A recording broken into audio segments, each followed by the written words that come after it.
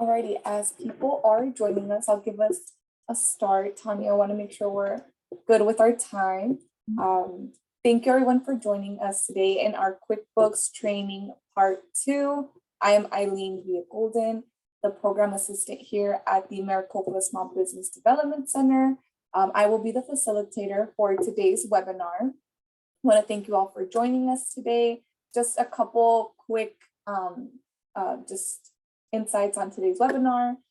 Tanya will be teaching our course today. I have provided a link in the chat, which has the QuickBooks handbook. It's an access to the handbook that will become very handy for our course. Everybody will be muted. And it's also very important that if you have questions, please put it in the Q&A section of our webinar today. We tend to realize that when people ask questions in our chat, they can get mixed up, and we want to make sure all your questions are answered. If you joined us in our first course, you will know that Tanya is very great at answering our questions as she goes throughout her course. So please, we want to emphasize, put all your questions in the Q&A section of this webinar. Once again, thank you all for joining us today. I'm going to pass the baton now to our wonderful CPA Tanya, who will be continuing this part 2 of our part 1 QuickBooks course. So thank you so much, Tanya, for presenting for us today. Thank you. Good morning, everyone. I'm gonna, can you, yep, I transferred it back and now all the screen share. There you go. All right. So I just wanted to answer, there was a couple of questions that I want to follow up on from when we met on Tuesday. So the first, this is a QuickBooks Desktop version. So when you're converting your data, hold on, I have to remember where it's at. It's under your company menu. So if you go to company, there's an export your company to QuickBooks Online option. And when you come in here, you have to have your subscription set up, but what happens is it launches this window eventually with my lightning fast internet.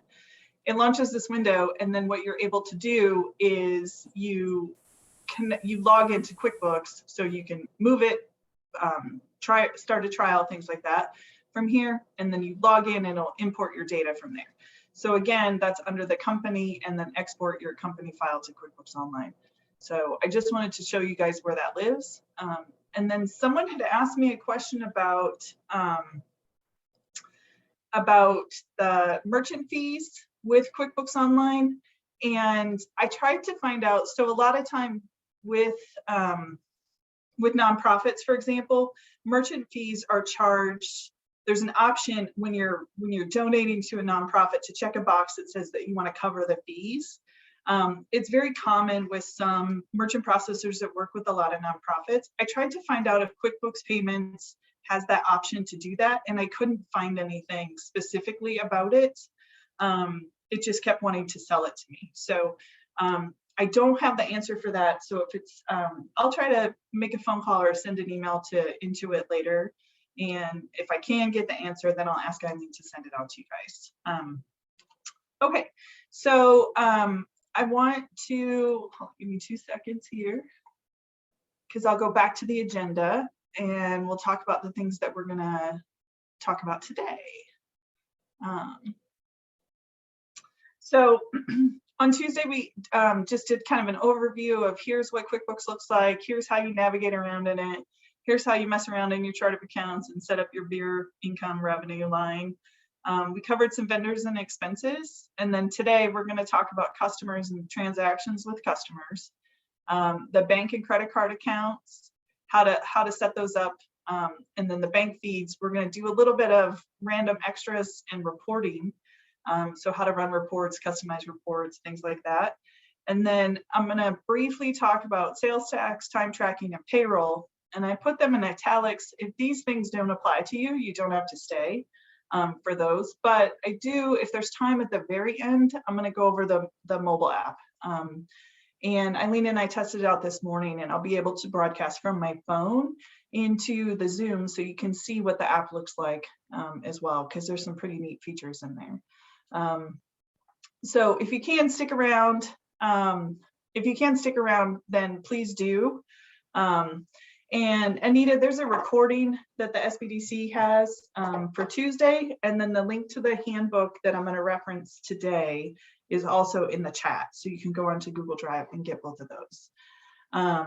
Okay, so let me get back to our starting point,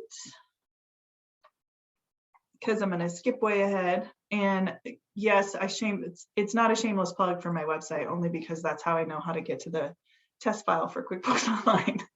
So, okay. So customers and sales transactions. So when you get to the workbook, we're going to start on page 67. And basically we're going to cover these topics. So how to create a customer, how to use QuickBooks Online to record your revenue, then determine appropriate sales related settings. So how we want to track any settings in QuickBooks. I don't know if you, and I will talk about what we talked about on Tuesday a lot. So if you missed it, don't worry about it. There is a recording and you can go through the handbook as well. But there's some settings that we talked about on Tuesday that you can customize for your sales transactions, and then use some features of online invoices. All right. So in the sales center, I need to get my windows more organized here. So in the sales center, on my website, if you go under resources, there's a shortcut here to get to QuickBooks Online, the test file, and then I'm going to show you the advanced version. So for those, if you remember, there's 4 different levels of versions, 4 different levels of QuickBooks. And so this is the most robust level. I just like showing the demo for that one. Most of my clients actually are not on this version of QuickBooks, just an FYI. I would say probably out of, the 70 some clients that use QuickBooks Online, there's probably only 3 that use the advanced version. And remember, just pick the one that works best for you, and you can upgrade it or downgrade it as you go. But okay, so when you're in the sales center, so to get there, remember this plus new button is how you add something to QuickBooks if you want to add a transaction. This gear button is where you go if you have to do something more complicated and make our brain work. Remember, make the gears in our brain work. And then this black bar across the left is called the navigation bar. So if you go, and sorry, my screen is over here, so I'm gonna watch this, but if you go under sales, this is the center that we're gonna talk about today, okay? So from this pop out on the navigation bar, there's 5 options here. They're the same as these options across the top. And then remember too, that you can also get to a lot of things like your product and service list up here, for example, which is also right here. Okay, so in the customer center, you can add a new customer.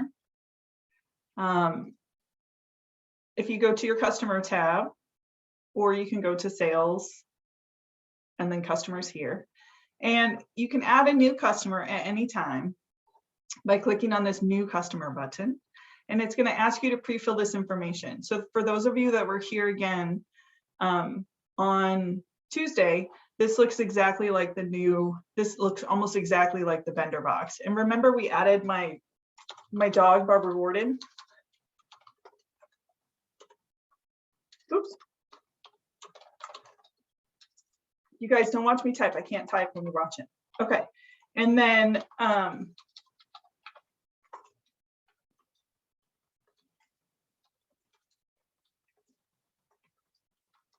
okay. So when you add your information for your customer, you fill out all this information with whatever you need. So I recommend name and address, phone number, all those kind of things that you have. The thing that you want to check too is there's this sub customer. So for those of you that have like let's pretend you're a general contractor, right? And so I come to you and say, hey, I want to do some work on my house, right? And you say, okay, great. And I say, all right, I want to replace the windows first. So then you would create me as a customer. And then you could create a sub customer that is just for my windows, for example, right? So there's an option where you can kind of nestle jobs underneath the customer name. So you can have Barbara Gordon Company as a customer, for example, and then you can nestle a window job, a bathroom addition, a driveway, a garage addition, and a deck, for example. So you could have different jobs underneath a customer. So for example, here, there are some sub-customers underneath, like set up in this demo company. So this 0969 Ocean View Road is a sub-customer, and you can see that because it tells you in the memo. 55 Twin Lane is as well, and Barnett Design. So that's just kind of how it works. So it's basically like a job that's part of, it's some specific project for that customer, if that makes sense. Okay, so if you don't have it, just ignore it. Here you have a billing address. If the shipping address is different, you would uncheck this box and put in whatever your shipping address is. And then there's a whole bunch of extra tabs across the middle here, and these are the ones that I want to talk about in detail. So the first one is the notes tab. Any notes that you have with your customers, you can absolutely just put here. Like, don't call Barbara Gordon early in the morning because she's grumpy, whatever. These are internal notes that would never show to anyone else. This tax info tab is very important if you're going to use QuickBooks to use and track your sales tax. So here, the exemption details, this exemption details would be if Barbara Gordon's company isn't taxable, you would put the reason why here. So if she's going to resale products, I'm telling you guys, don't watch me type. If she's going to resell products, you would put resale as the exemption reason and uncheck this box. I'm going to tell you, just as a CPA, in most states, if you don't collect sales tax from someone, you need to have a certificate that tells you why you're not collecting sales tax if you're selling something that's taxable. So like I sell professional services. In most states, it's not taxable. We're subject to sales tax. In Arizona, it is called a transaction privilege tax, but so there's a tax on the privilege of the transaction as opposed to a sales tax, but just know we all call it sales tax. By default, it's going to leave it that everyone is taxable. If someone is buying things from you, buying goods or merchandise from you, and they are exempt from sales tax, you would uncheck this box and fill in the reason. Okay. The payment and billing method. So their preferred payment method. So in here, remember, you can add ACH as a new payment method, or PayPal or Stripe, whatever you want to do. You can set up a preferred delivery method to deliver their invoices, to print them later if you're going to print them all out at once, to send them later if you want to email them all as a batch or none, which you don't have to do anything with. The terms are how long do they have to pay you? Are they due on receipt, 10 days, 15 days, whatever. On the 10th of each month, for example, you could set that up again by just clicking the add new. And at opening balance, I don't ever recommend you use this opening balance here, just because it does something strange in QuickBooks. So if somebody owes you an invoice when you go to convert to QuickBooks Online, just recreate the invoice on the original date. Language, so you can set, I want to send my invoices in Spanish. Your attachments, so here, if you have a contract with your customer, you would attach it here. If you have a sales tax exemption certificate, you would attach it here. Custom fields, this is where you can add all kinds of things to a custom fields. So for example, like I have a client that adds a custom field for the location, the country code location, because they track royalties, for example. So we just do it based on a country code, even though we can add the country in the address, just because it makes it easier for us to do the reporting later. Additional info, this part where there's a customer type, remember a million years ago on Tuesday, we were talking about the price levels that are available in the advanced version. This customer type is where you would track the type of customer that price level applies to. So remember, my example was if we sold kind of pet products and we sold them wholesale, we sold them retail, and we sold them online, you can set up 3 different price levels, whether it's wholesale pricing, retail pricing, or online pricing. you could set those up.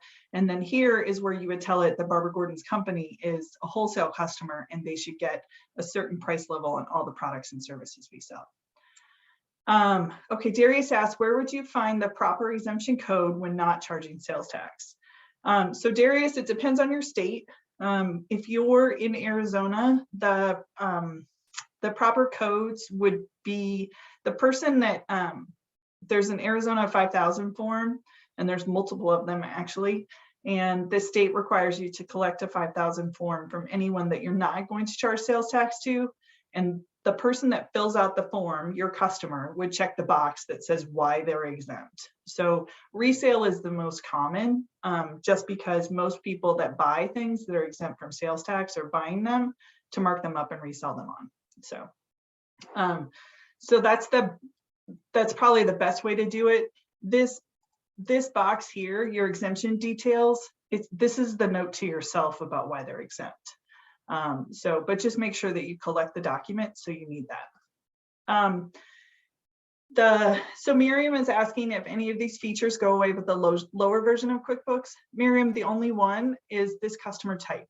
So that's the only, and you still actually might be able to set up the customer type in a lower version of QuickBooks, but you wouldn't be able to set up those price rules that correspond with the customer type. Okay, great questions, everyone. All right, we're gonna go ahead now okay, so here's your customer list as well. So I'm gonna go look at Dylan's company here. So this customer has a sales receipt transaction, so this should look kind of the same as the vendor center. So it gives you the customer name up here, how much they owe. If you want to do a new transaction with this customer, they're there. You can look at their history here, all the transactions, and if there was multiple lines of history, you could filter by, show me only the open invoices, for example, from last month. So you can kind of play around with all of these. You can export the information that you see on this screen. You can print the information you see on this screen. I'll show you the export here. Oh, it's so slow, I'll show you later. This drop down, you can modify the columns that you want to see on this screen as well. And then remember, it's the same with the vendor center. So if you wanted to see a different customer, you would click on these three lines and this little arrow to expand your list out again. And then here you can kind of see under Freeman Sporting Goods, these two kind of jobs that we had done. So if we were to look at Freeman Sporting Goods, there's no sub customer here. Remember how I showed you the sub customer? But if we look at Ocean View Road, it's set up as a sub customer of Freeman Sporting Goods. So that's how that works. Okay.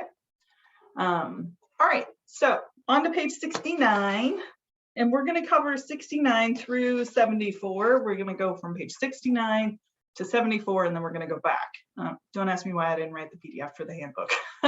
So a couple of things. When you're selling things to your customers, there's two ways that you do it. So either you make a sale and collect the money at the same time, or you make a sale and you collect the money at some future date. And that future date could be tomorrow, it could be this afternoon, it could be 6 weeks from now. It doesn't matter. So you have to think in your head, do I have my sale and my money at the same time? Or do I have my sale and I'm going to have my money at some other point? Okay. When we go to the grocery store, for example, that we have our sale and our money at the same time. Okay. Because we are creating the transaction at the same time we pay, right? The difference, so QuickBooks calls those two separate things. So in my grocery store example, it is a sales receipt. So I'm buying something at the same time I get my money. Okay. So that's a sales receipt. An invoice is I'm going to send an invoice to someone, and at some point in the future, they're going to pay me. So I invoice my clients. So at the end of every month, I send out a whole slew of invoices and say, hey, you owe me $8 million because I'm totally worth that. But when I send it out to my customer, and then they will mail me a check or pay me by Zelle or through PayPal or however they want to do it, right?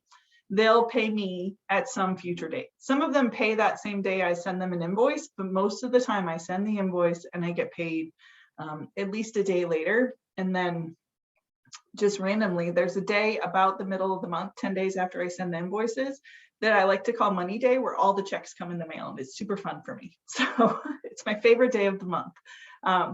But when you're in QuickBooks Online, there's two ways to do that. And it's the same in desktop and versions of QuickBooks too. So when you're in QuickBooks, your invoice is here. So you have to decide when you're recording your revenue, am I creating it? Do I have my money and my sale at the same time? Or do I have my sale and I'm going to get my money at some future point? So we're going to talk about invoicing right now. So invoicing is, I have my sale, I'm going to get my money later. Okay. So you would go to invoice, and remember, we're using the plus new button because we just need to add something to QuickBooks. All right. And then we can pick Amy's Bird Sanctuary. We're going to sell something to her. This little drawer, this little window that, I don't know if you saw that when I typed her name, it slid open. This is called, QuickBooks calls this a drawer. And what it's doing is it's telling us that we have some billable time. So at some point we went into this, we told the system that this expense to custom design for $375 has 5 hours of billable time for Amy's Bird Sanctuary. So we did something with custom design that said, we're going to resell this thing to Amy's Bird Sanctuary later. So let me just show you that real quick. So this is a time activity that says it's 5 hours for custom design work from John Johnson. So this is, we'll talk about time activities later, but for right now, we're just going to add a new invoice.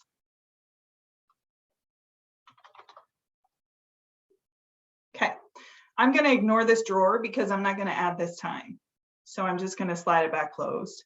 That drawer will pop open and a lot of times, so just kind of pay attention to what's happening there and why it thinks it's doing that. If we wanted to add that time to the invoice, we would just expand it and click this add button.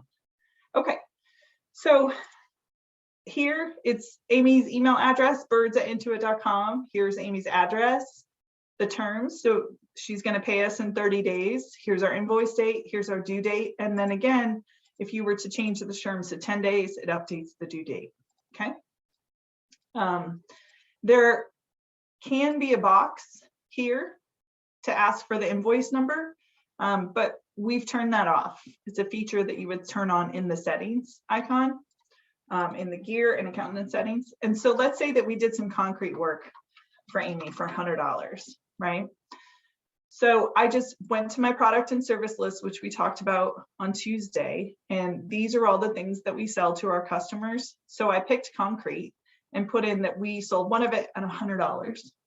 Here is my taxable box. So the thing you want to note is that Amy, if she was an exempt customer, it would show up right underneath her name that she's exempt from sales tax.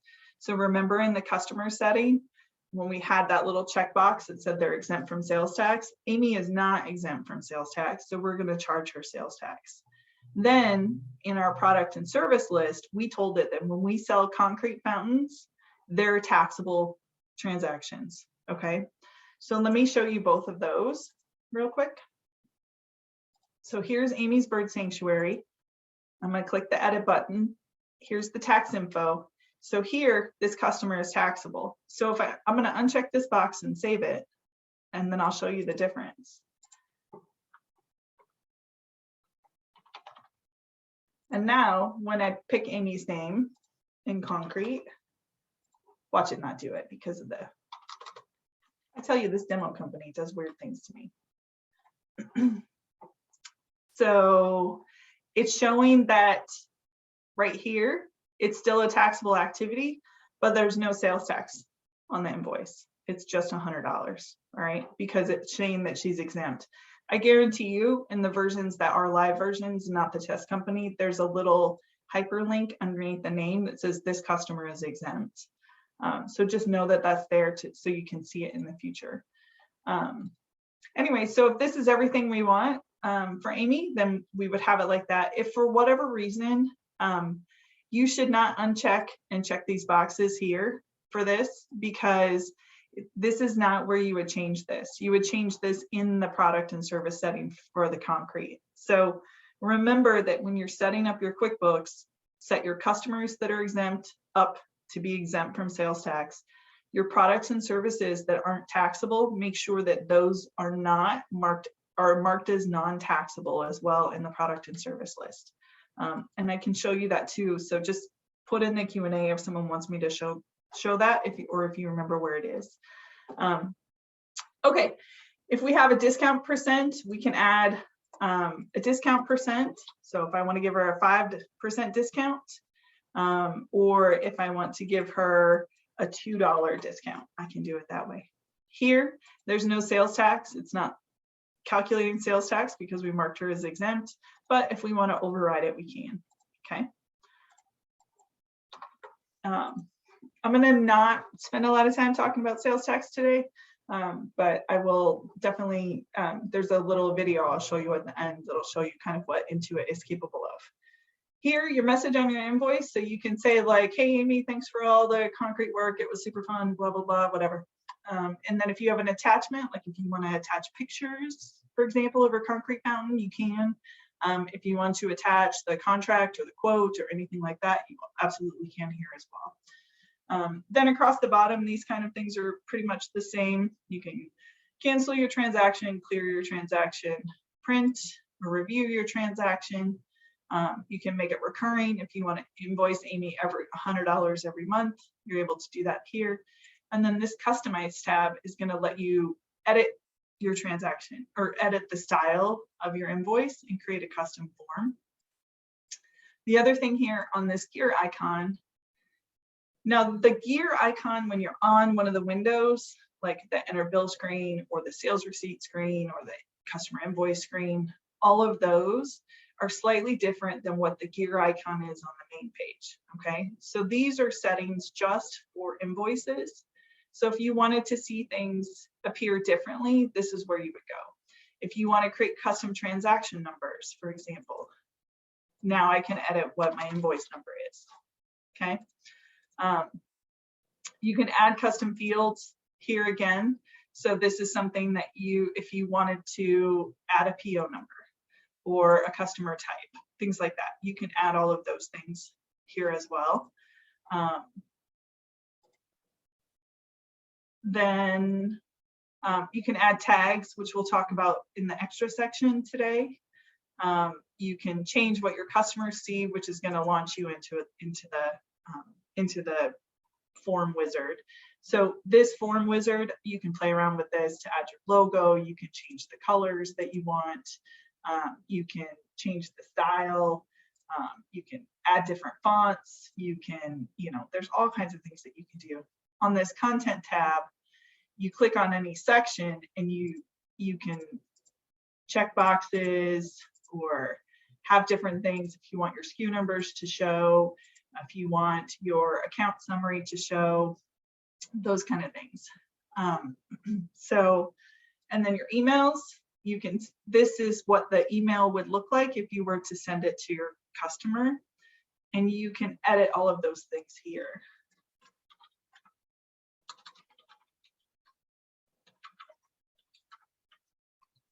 Okay. So if you use QuickBooks Payments, this printer save would say pay now, and customers could just click on that button and then it would launch them into a system to pay it. Okay. All right, Lenora's asking if an invoice is recurring, will all the discounts be applied or can they be changed? So if you set a recurring invoice, it will memorize everything that's on that version that you did. So the discount, I believe, would stay recurring as well. And then if you do have a recurring template, for example, and you make a change to an invoice, like let's say we had Amy's concrete fountain, we changed the price to $110. It'll ask you if you want to update the template for all the future ones, or if you're updating for just that one. Okay. All right. So basically, that's how you create an invoice in QuickBooks. Then I'm going to have you jump ahead to page 73 in your workbook, because what happens is then when you're done, and I apologize, I'm going to go, I need to know an invoice number. So I'm going to go look at something real quick. Just ignore me. Ignore the man behind the curtain, right? Okay, so we've created our invoice to Amy that, you know, okay, she owes us some money now. So what we're going to do is now it's 3 weeks later and Amy's mailed us a check. So we go under our plus new button because we need to add something to QuickBooks, and we're going to receive a payment because Amy has paid us, right? So we would pick Amy's Bird Sanctuary, and we're just going to pretend it's 3 weeks in the future, and she paid us with a check, her check number, and then we'll talk about the deposit too in a minute, and then how much she paid us. So we're just going to pretend she paid us $100. What happens is when you pick what customer it is that sent you the money, it's going to pull up a list down here of all the open invoices that that customer has. If you, for example, just get a check from someone and you don't know, like let's say the name on the check is no person that you recognize. It's like 127 Holding Company LLC, which happens a lot. For example, if you work with, you know, if like you're a property management company, or in this instance, a landscaper that maybe does property management maintenance. So you can do find by invoice number. And you can type in the invoice number that might be referenced on the check, and then it's going to pull up that information for you again. Your payment method here, again, you can add new ones. So you can add ACH if they pay you by ACH, Stripe, Square, all of those kind of things. So I'm just going to make it back as a check. And then this QuickBooks will also automatically default to be whatever you check here. So if I just check this box, it's going to apply this $100 payment to this invoice, and then it's going to show the original amount of the invoice was $459. The open balance is $239, and they're making a $100 payment today. Okay. If you mess something up, you can hit clear. You can add a memo, and of course, you can attach copies of transactions. I wouldn't recommend attaching copies of your customers' checks, just because there's some liability there, keeping their checking account routing number where anyone could see it if they got into your QuickBooks. So I wouldn't necessarily attach that here, but if they sent in a nice little thank you note or something, you could attach that if you wanted. You don't have to. I don't think I've ever attached anything to a receipt payment. Okay, I'm going to talk about this deposit too. So the deposit to, so imagine this. Remember how I told you that like I send out my invoices to my clients and then my favorite day comes about 10 days later when I get a whole bunch of money in the mail? So what happens is, let's say that I get 10 checks from my clients, right? And each one is for $10. So I have $100 that I'm going to deposit. But what happens is I'm getting $10 from 10 people. And so if you use undeposited funds in QuickBooks, both in desktop and online, to tell it that I have money from customer 1, 2, 3, 4, and 5, and I'm going to group them all together and take them to the bank as one giant deposit. Because if you don't, and you just pick, I'm going to put this money in my checking account, I'm going to see $10 deposits instead of $100 deposit. So does that make sense? So you use undeposited funds to group payments together so that you then can have, you can then match your bank deposit with the detail of all the checks or all the payments that are included in that deposit. It works the exact same way if it's with credit cards, for example. So if you, because credit cards, you could run a whole bunch of people's credit cards today. You could do 4 $100 transactions today, and you're going to get a $400 bank deposit tomorrow, for example. But you use undeposited funds to say, I got $100 from each of these 4 people, and I have one $400 bank deposit. All right. Again, you can print down here if you wanted to. No, like, I don't know why you would print it, but you could. And then save and close and save and new, save and send are your options. So I'm going to save and close. And what happens is then now that bank deposit is sitting in my undeposited funds. And the reason it's there, so undeposited funds is this like kind of weird holding place in QuickBooks, and I'll show you where it is. So right here, undeposited funds, if I go into this account, I will see that there's, and I'll show you the reports later, but you can see that those payments are there.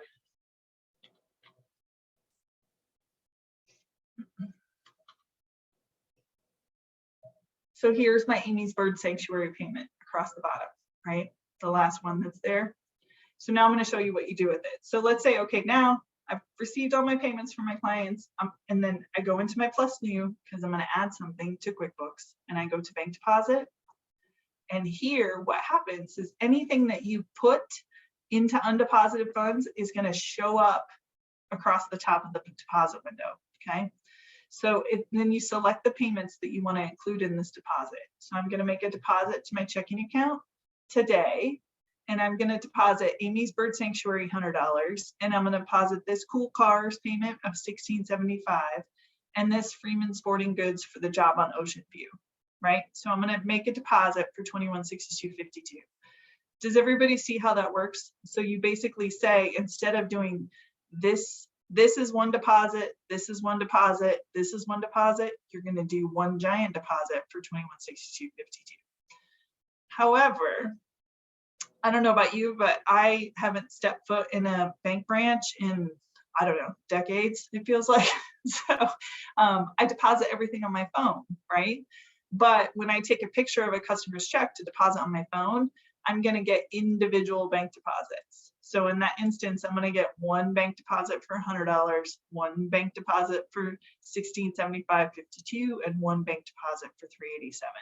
So just the moral, I guess, of the story is make your bank deposits agree to how you're going to see them on your bank statement. And we'll talk about why in a minute, but it'll make your life easier. So now I'm just going to pretend that this is what I wanted. And then it's going to save my bank deposit. I want to show you one other thing here. So if you use Square or PayPal or Stripe or any kind of those things, or even your merchant processors, they're going to charge you a fee. So let's just pretend that these were all payments that were made electronically and we had to pay a $10 fee. Right here at the bottom where it says add funds to this deposit, that's where we're going to back out our bank fees. Okay. And we're just going to come over here to the amount and put in minus $10. And then it's going to update our bank deposit amount to be $21.52.52 instead of $21.62.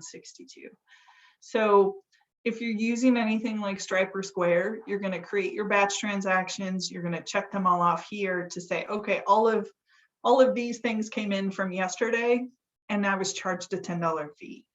The fee is not always nice and normal $10. It could be $10.54. It could be $3.57, whatever it is, it doesn't matter. So you can just, you add it down here across the bottom, all right, and the add funds to this deposit. Let's pretend that you got an Office Depot rebate, an actual like physical check for something. So you could put in office supplies or office expenses, and you could put in your $100 rebate check.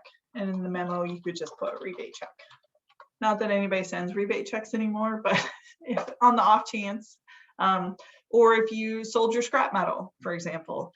So things like that might not be something that you would track normally in that way.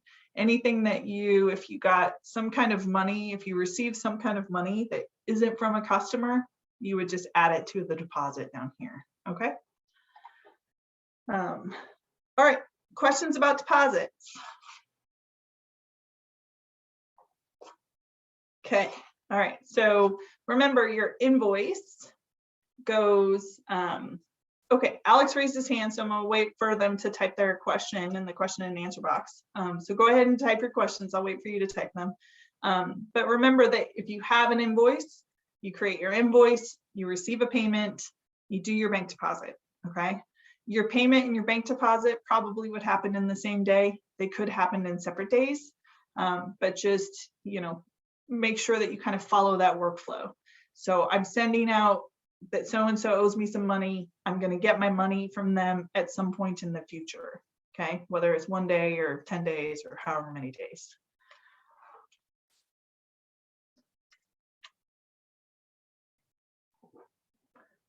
Okay, I'm just going to wait for them to type their questions.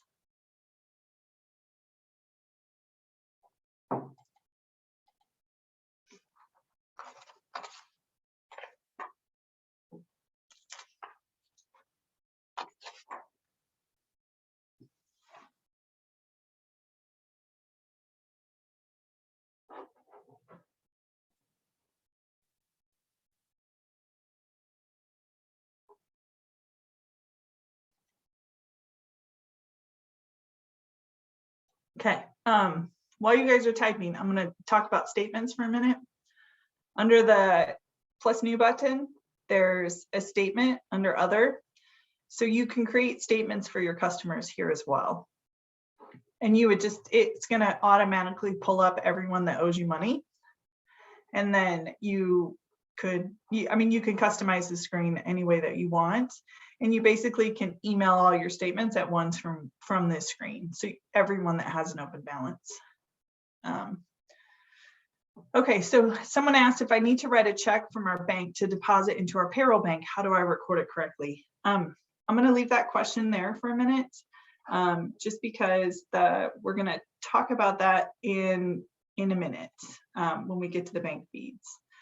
And then do you manually go in and include ACH deposits when they arrive? So Wayne, there's a few ways to do that. So what you can do, and we talked about this a little bit on Tuesday. So when ACH payments automatically arrive into your QuickBooks,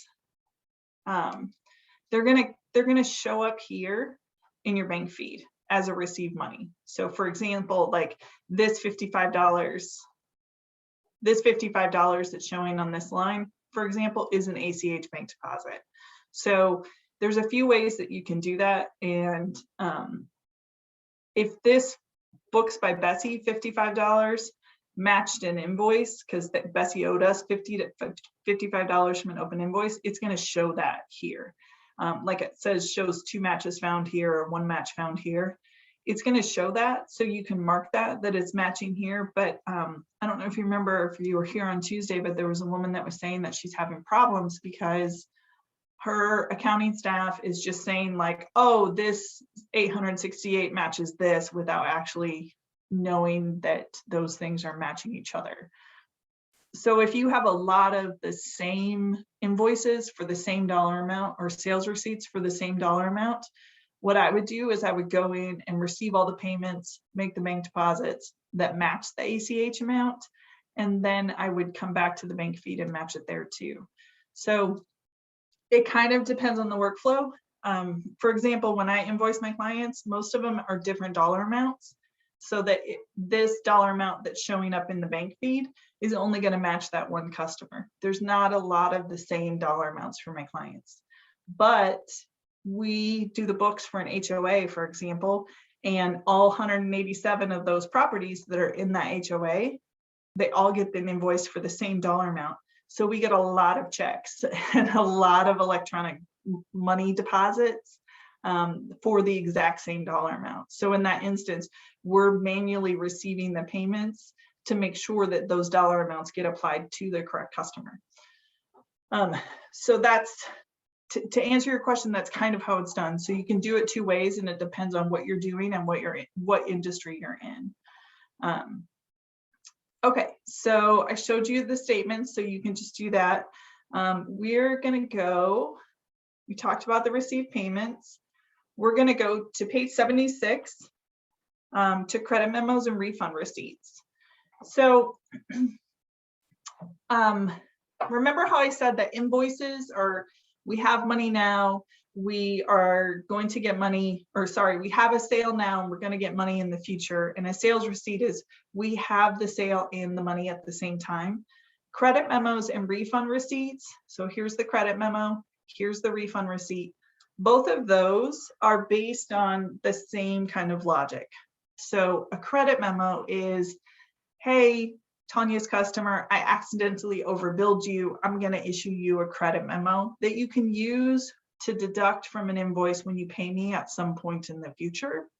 Or I'm going to issue you a refund receipt because I walked into your store and you refunded my money at that moment.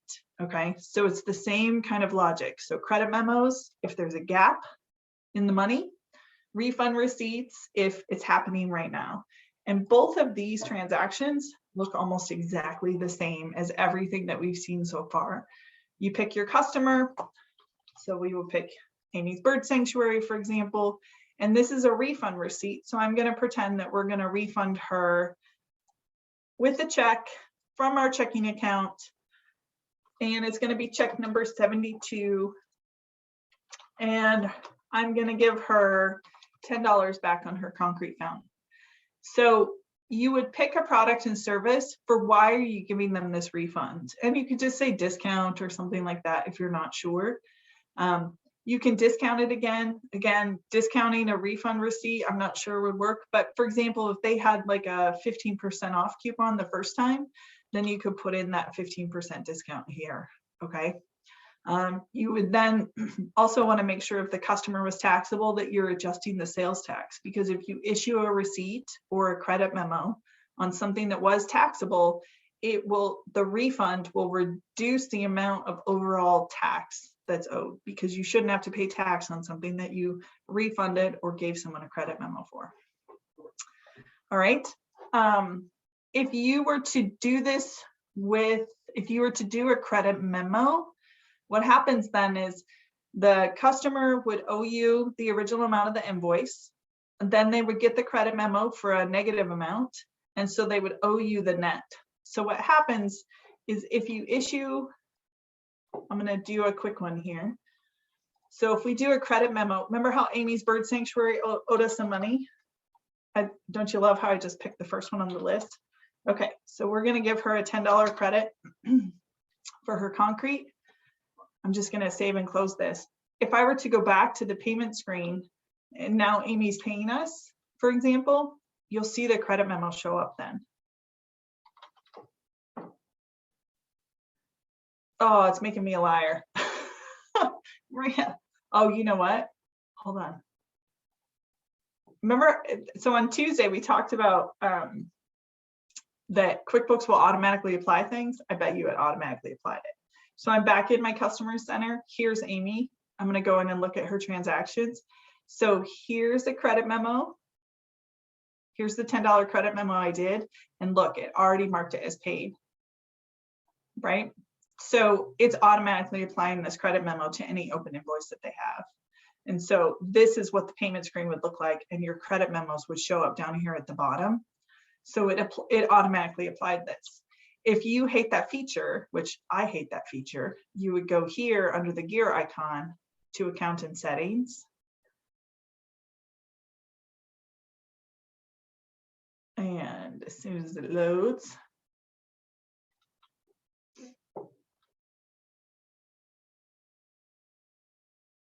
okay, and then under your sales tab, oh, it's not going to work, but under your sales tab, you would turn off the automatically apply credits, which is not there. Sorry, it's under this one. Yep, automatically apply credits. So because it's turned on here, if you turn it off, then it would show on that list, and then you can see it there. So Cami asked if you can edit the original invoice instead of issuing a credit memo. And I'm going to put my CPA hat back on here. So invoices are sticks and not boomerangs. So when you fling an invoice out there in the world to your customer, you do not want to keep editing the original invoice, because how would they ever know that you made a change to it? So I would suggest that invoices are sticks, not boomerangs. So you fling it out in the world and it's never coming back to you. So issue subsequent invoices, issue a credit memo for the whole invoice and issue a brand new one, for example, however you need to do it. But invoices are sticks and not boomerangs. So, okay. So anyways, if you were to, you could manually apply this credit memo to an invoice if that automation wasn't turned on. So you would just pick Amy Sanctuary in the receive payment window, and then it would show the invoice that's open here, and any open credits would show down here. If a customer overpays their account, it's going to show in this credit portion down here as well. So just keep that in mind. Okay, so page 78, we're going to talk about delayed charges and delayed credits. So delayed charges and delayed credits are only available in Essentials Plus and Advanced. So in the top 3 versions of QuickBooks, you can create a delayed charge transaction if you want to create a billable charge for a customer to be added to an invoice at a later date. A delayed charge is basically a reminder to create an invoice, i.e. creating a delayed charge doesn't actually create the accounting transaction. It just creates a reminder for you to invoice your client. You use these to keep track of services you provide to the customers so you remember to create an invoice at a later date. So I have a client that's a landscaper, for example, and he has a regular route that he runs and he sees weekly customers, okay, for their lawn maintenance. He bills them separately if he were to replace a sprinkler head, for example. So but he only sends one invoice a month. So what we do is we create a delayed charge to that customer when we have to replace a sprinkler head, for example. So let's say it's today, it's the 17th. We would pick our customer. We'll pick somebody different. Travis. He seems like a guy that needs some gardening. So it defaulted to landscape gardening. We would do 3 of them at $25. Let's say we could pretend they're sprinkler heads.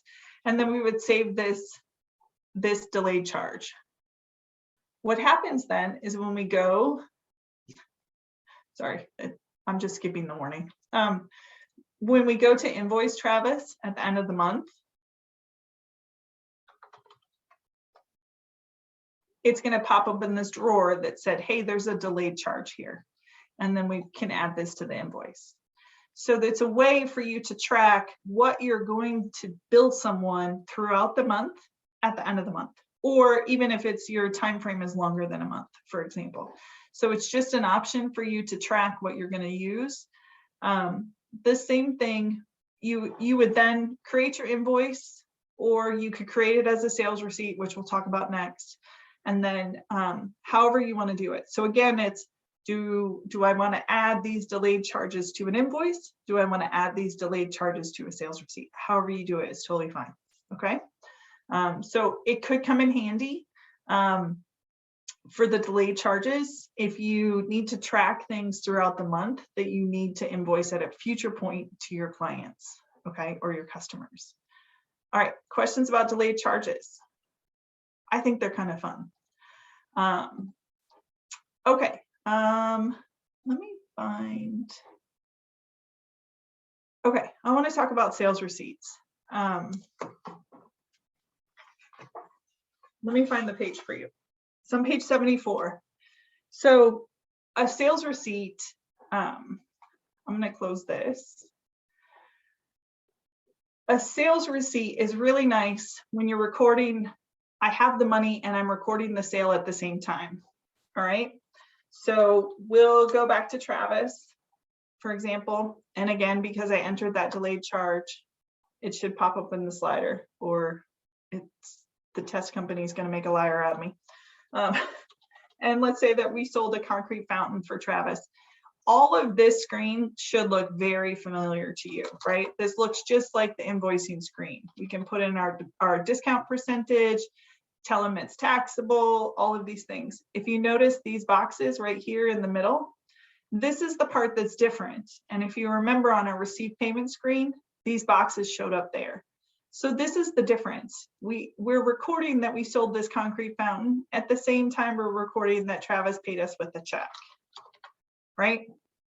Then here's the same drop down. Do we want to deposit this $85 into our checking account, into our savings account, or into undeposited funds? So remember, you can group undeposited funds together to make one giant bank deposit, or you can deposit them individually by just picking the checking account, okay? So this is a sales receipt. You can customize it down here. Oops, wait just a second. You can customize it at the bottom, just like how you could with all of the other options with the invoices. You can edit your content that's here as well and add or remove things, all that kind of stuff. Okay, so these are kind of the same. You can edit the emails to your customer to see how they apply. So this screen looks the same. The difference between the sales receipt and the invoice and receive payment are these boxes right here. So they're combining those two steps into one. All right, any questions? Those are your transactions with your customers. So I'm gonna create an invoice, receive a payment later. You can create estimates. This estimate window, shockingly, looks exactly like the invoice window. This is a non-posting transaction as well, so you can create estimates, send them to your customers, update them later if you need to, and you can track the status, whether it's pending, accepted, closed, and rejected. Here's your credit memos. If you sent an invoice and need to discount something in the future, here's your sales receipt when you have your money in your transaction, your sale at the same time. Your refund receipt is here as well, delayed credits and delayed charges. Wayne is asking, is there a 10% retention on contracts invoiced separately? Wayne, send me an email and I'll send you how you want to do retention. Retention's a little bit, I'll find a video for you and send it over. So there's a very easy way to do it in QuickBooks, but it's kind of particular because basically what you're going to do is you can track that on your invoices, for example. You can track this 10% to a retention account so that it's held there, but it's hard to kind of build the retention back. So it's a little bit easier if you do it as a product or service, in my opinion. So you would bill for whatever it is you're doing here, and then you would bill your retention.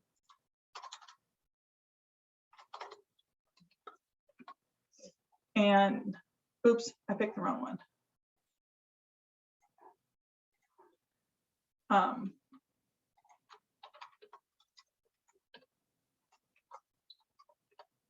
Okay, so this is more of how I would do it. I would have a separate line for your retention that you would track this way. You can also do it with a deposit, and then it's there also. So, but send me an email and I'll send you some videos to watch so you can track that. Good question. Okay, any other questions about those transactions with customers?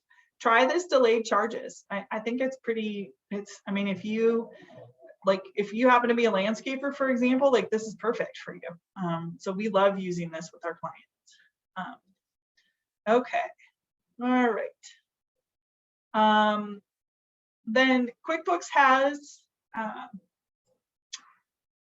does have a merchant account built into it that you can use. And I'll just show you that real quick. They're not the cheapest guy in the market, for example, but if you have a lot of payments that people pay electronically, the thing that's really nice is that all the payments are going to, if a customer clicks on the button that says, I want to pay now, when they get their email invoice, what it's going to do is QuickBooks Payments integrates with QuickBooks Online. So not only will you get the bank deposit with the money, but it's going to mark all of those transactions and record all of the fees. So it's going to do all of that accounting for you within your QuickBooks. So all you have to do is create the invoice and email it from QuickBooks using QuickBooks Payments to your clients or your customers, and then it's going to collect your money and record all those transactions. So it's just quickbooks.intuit.com/payments, or you can just type QuickBooks Payments in the search box and it's going to come up. Here's the costs here. So compared to Square and PayPal, like, you know, I don't know. I mean, merchant companies, like they're I don't want to call them a necessary evil, but you definitely do pay for the convenience of it. So this invoiced line, this one is the rates if you were to email your invoices and your customer enters their bank or ACH details or credit card details there. The rest of them, ACH fees if they enter them themselves. If you are physically keying their credit card number or their bank information into your system, because there's a way that you can do that. If you're physically typing it while they give it to you over the phone, you're going to pay 3.4% plus 25 cents a transaction. Invoice, this is the one where they do it themselves, and a card reader is exactly what it sounds like. So just a word that they're into it, can do your merchant processing also. Okay.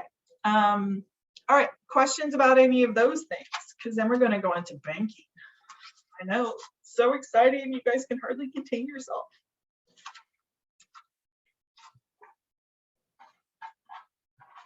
All right, I'll let you type your questions.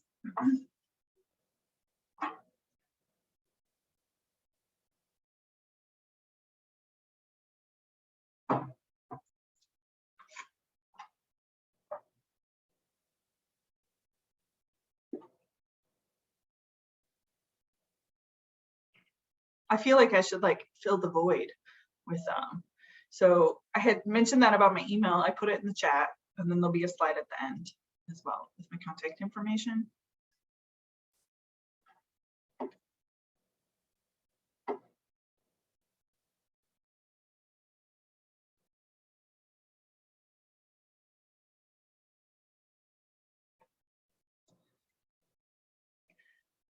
It's crazy, right? When someone's waiting for you to type a question and like and if it was me that was typing in this moment, I would be typing all the wrong words. So, all right. Laverne asked, how often do the fees change on the schedule that I just showed you for QuickBooks payments? They've been those rates for a while now. And when I say a while, like I want to say like 2 or 3 years. So they could change them slightly, but I haven't seen it. And if they do, if Intuit does change its pricing, like they just changed the pricing. They just changed the pricing for the software, for example. They just raised all the rates on the software. And we knew about that probably almost a year in advance that it was going up. So they would definitely, it's not an overnight thing if they do change those. And thanks. I feel like I love doing stuff like this. So someone told me that I'm doing great. I'm excited that it is Friday Eve, everyone. So, all right, let's talk about some banking. If you have customer questions, put them in the Q&A still, and we'll go from there. I've jumped way ahead to page 104 in your handbook, okay? When we talk about banking, in this section, we're gonna talk about these bank feeds, how to troubleshoot them in common problems, and how to reconcile your transactions. So QuickBooks Online is designed to work with your bank accounts, okay? So the bank feeds, and this screen is the bank feeds, and I'll show you how we get there in a minute. This is one of the most dynamic features in the program. It links your online bank and credit card accounts to feed automatically into QuickBooks and directly into this banking center without any ongoing maintenance from you. So these transactions just automatically show up here every day. When these transactions come into QuickBooks in this spot in the banking center, they are not posted to your financial statements or into your QuickBooks yet. So this is kind of holding place. You're looking at these lists of transactions that are in your bank account or in your credit card account that may or may not be in your QuickBooks already. They are not recorded and not showing on your financial statements until you match them or record them, okay? The process simplifies the data entry and can really help your business get a handle on their balances. When you use the bank feeds to enter your transactions, your accounts become self-reconciling, which we'll talk about more. It means that because each transaction is matched already to something that came through the bank feeds, they're already entered and marked to be reconciled in that screen. which is the third thing on our little agenda for this section. So we'll talk about that. A transaction that's been matched or created from the bank feed has a letter C next to it in the register. And a transaction that's been marked reconciled has an R next to it in the register. I'll show you that too. This links your bank and credit card accounts. It lets you automatically import transactions. Nothing is posted until you take action. C means it's cleared, R means it's reconciled. So these transactions that are here, all right, so how I got here, I went to banking, and then on this banking menu, and it defaults to this screen. Remember too, from our navigation bar, there's these 5 options here. They're also across the top here, okay?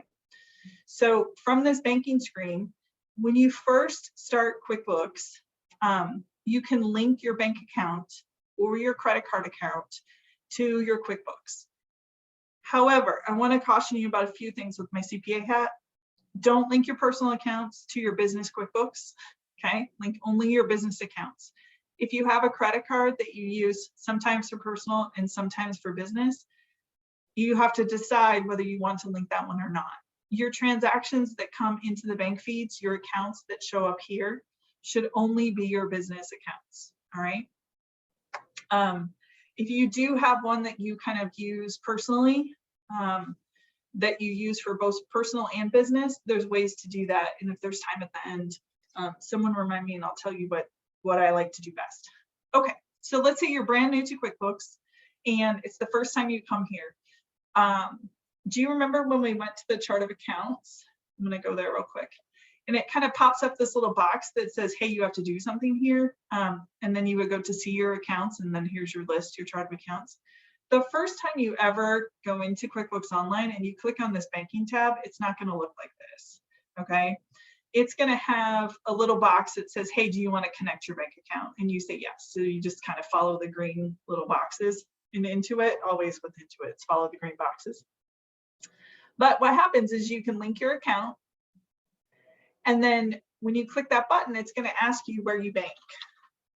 And you can pick whatever bank account that you use, that you go there.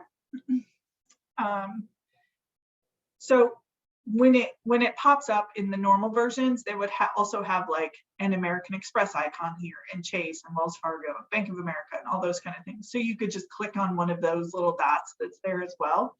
And then what you do is you log in to your online banking from this window, okay? And then from there, it's gonna bring in all your transactions, and they're gonna show in this giant list of things. And then it will update automatically. If you have 2-factor authentication in your online banking, it's gonna ask you to, it'll text you the code or things like that.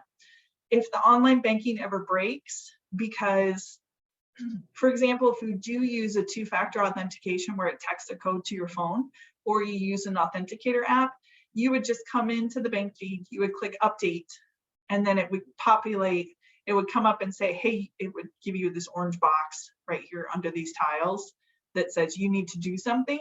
And then you just go back into the update screen and you type in the PIN number that was texted to you or from your authenticator app, and then it will bring in the transactions.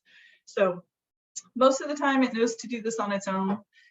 There are a few, and when I say few, I mean like out of all of our clients, there's like 2 people that can't link their bank accounts automatically into QuickBooks, so we have to import the data.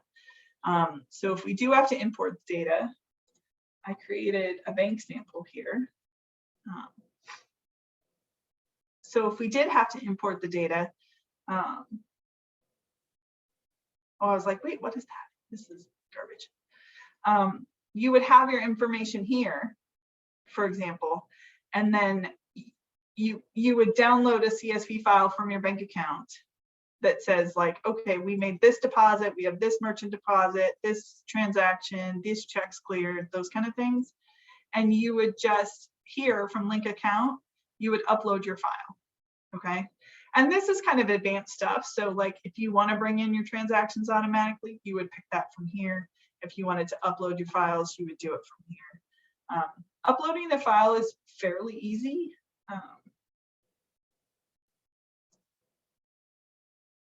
Let's see if I can make this one work.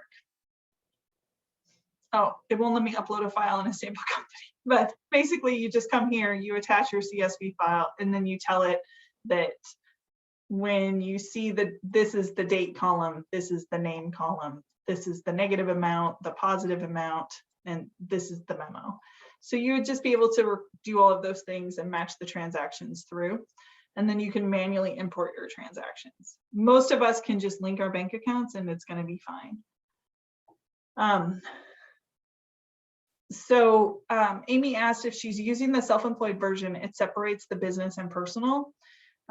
So it does, but the self-employed version, so again, with my CPA hat, if you have a business, you need to run your business through business accounts and not your personal accounts. You commingle money that way. So sometimes when you're starting out, it's not always feasible, but you should have a separate bank account for your business, separate from your personal. Because what happens is if you do commingle the money and you pay for everything out of one account, then if the worst were to ever happen and you were to be sued for some reason, then the courts could say, well, you never treated them as two separate things. So everything that you own personally belongs to the business as well. So it's just more for, one, it's cleaner accounting if you don't commingle money. And two, it's better for liability reasons if you don't commingle money. And yes, the self-employed version will do that. That is my least favorite version of QuickBooks though, as well. So if you, which you can use it, it's totally fine. So like it will do that and you can say, yes, this was for personal and this one was for business. You absolutely can do that in the self-employed version. I would just caution you that there's, well, Intuit makes it look really easy. There's, to borrow a phrase from How I Met Your Mother, like there's some poop there. So like, just be careful with that, okay? And yes, you can absolutely change it later. So you can upgrade your QuickBooks if that's what you're asking. You can upgrade your QuickBooks and change it from one version to the other. And then just somebody remind me at the end if we have time, I'll talk about personal transactions and how to handle those. Because every once in a while, like we have to buy something and the money is not in our right bank account, right? So, or we gave our debit card to our employee to go buy toner and then we have to buy something else and we don't have the right cards on us, you know, or we left it in my other pants pocket. So things happen all the time. Just remind me at the end and I'll tell you how to record transactions with your owners. Okay, anyways, back to the bank feeds. So here's all your transactions. It also brings in a few things here. So it's telling us that our bank balance in our checking account at our bank is negative $3,621.93. So apparently we're having a bad Thursday. But in QuickBooks, our balance is $3,459.95, and there's 25 transactions that we haven't recorded. Okay. In our savings account, our bank balance is $200. It's $800 in QuickBooks, and there's one transaction we haven't recorded. Our MasterCard, here's these two amounts, and there's 7 transactions. You also, there's a take a tour button here, so you can watch this little video, which is great. And I'm going to show you this bank register. Because remember in QuickBooks Desktop, we did a lot of things with the bank register, right? Everything we did was done that way. So this looks just like the register that was in QuickBooks before. And I want to try here. Do you see this R? Remember how I was saying that something was reconciled or cleared? This R shows that it's reconciled. And so just know that this box, this column, sorry, will fill up with different things, meaning different things. It's not super important, but just know that it's there. Oh, sorry. And then I went back to the wrong place. All right, so back on my navigation bar to banking. Okay, so give me 2 seconds. All right, so before we start talking about transactions in the Bank Center, because that part gets kind of hairy, because then we're going to troubleshoot a lot of things, why don't we take 5 minutes right now, and I'll answer a couple questions, but let's everybody be back. It's 10:17 here, or 17 after the hour, 9:17 for you on Mountain Time. So let's everyone be back here. I can't do that math. Let's be back at like I don't know, in like 5 or 6 minutes. And then Cami, to answer your question, she asked, should you add a payee if you're only going to use their services one time, i.e. an out-of-town dinner? Cami, in my books, under my vendor center, I have vendors that are called restaurant, and I have ones that are called hotel, and a vendor that's called taxi. So I add all of those just kind of as broad generic categories. And then when I'm recording a transaction, so if I were to spend money, for example, on an out-of-town dinner,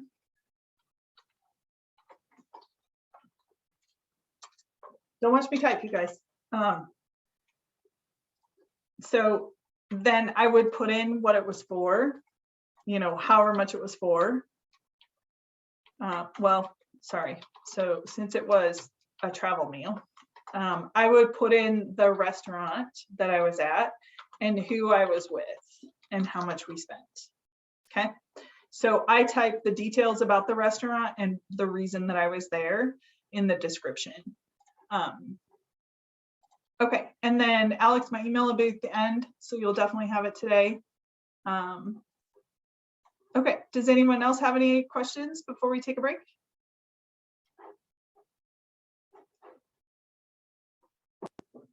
Okay, cool. All right, I will see you guys back here at 9:24. Thanks.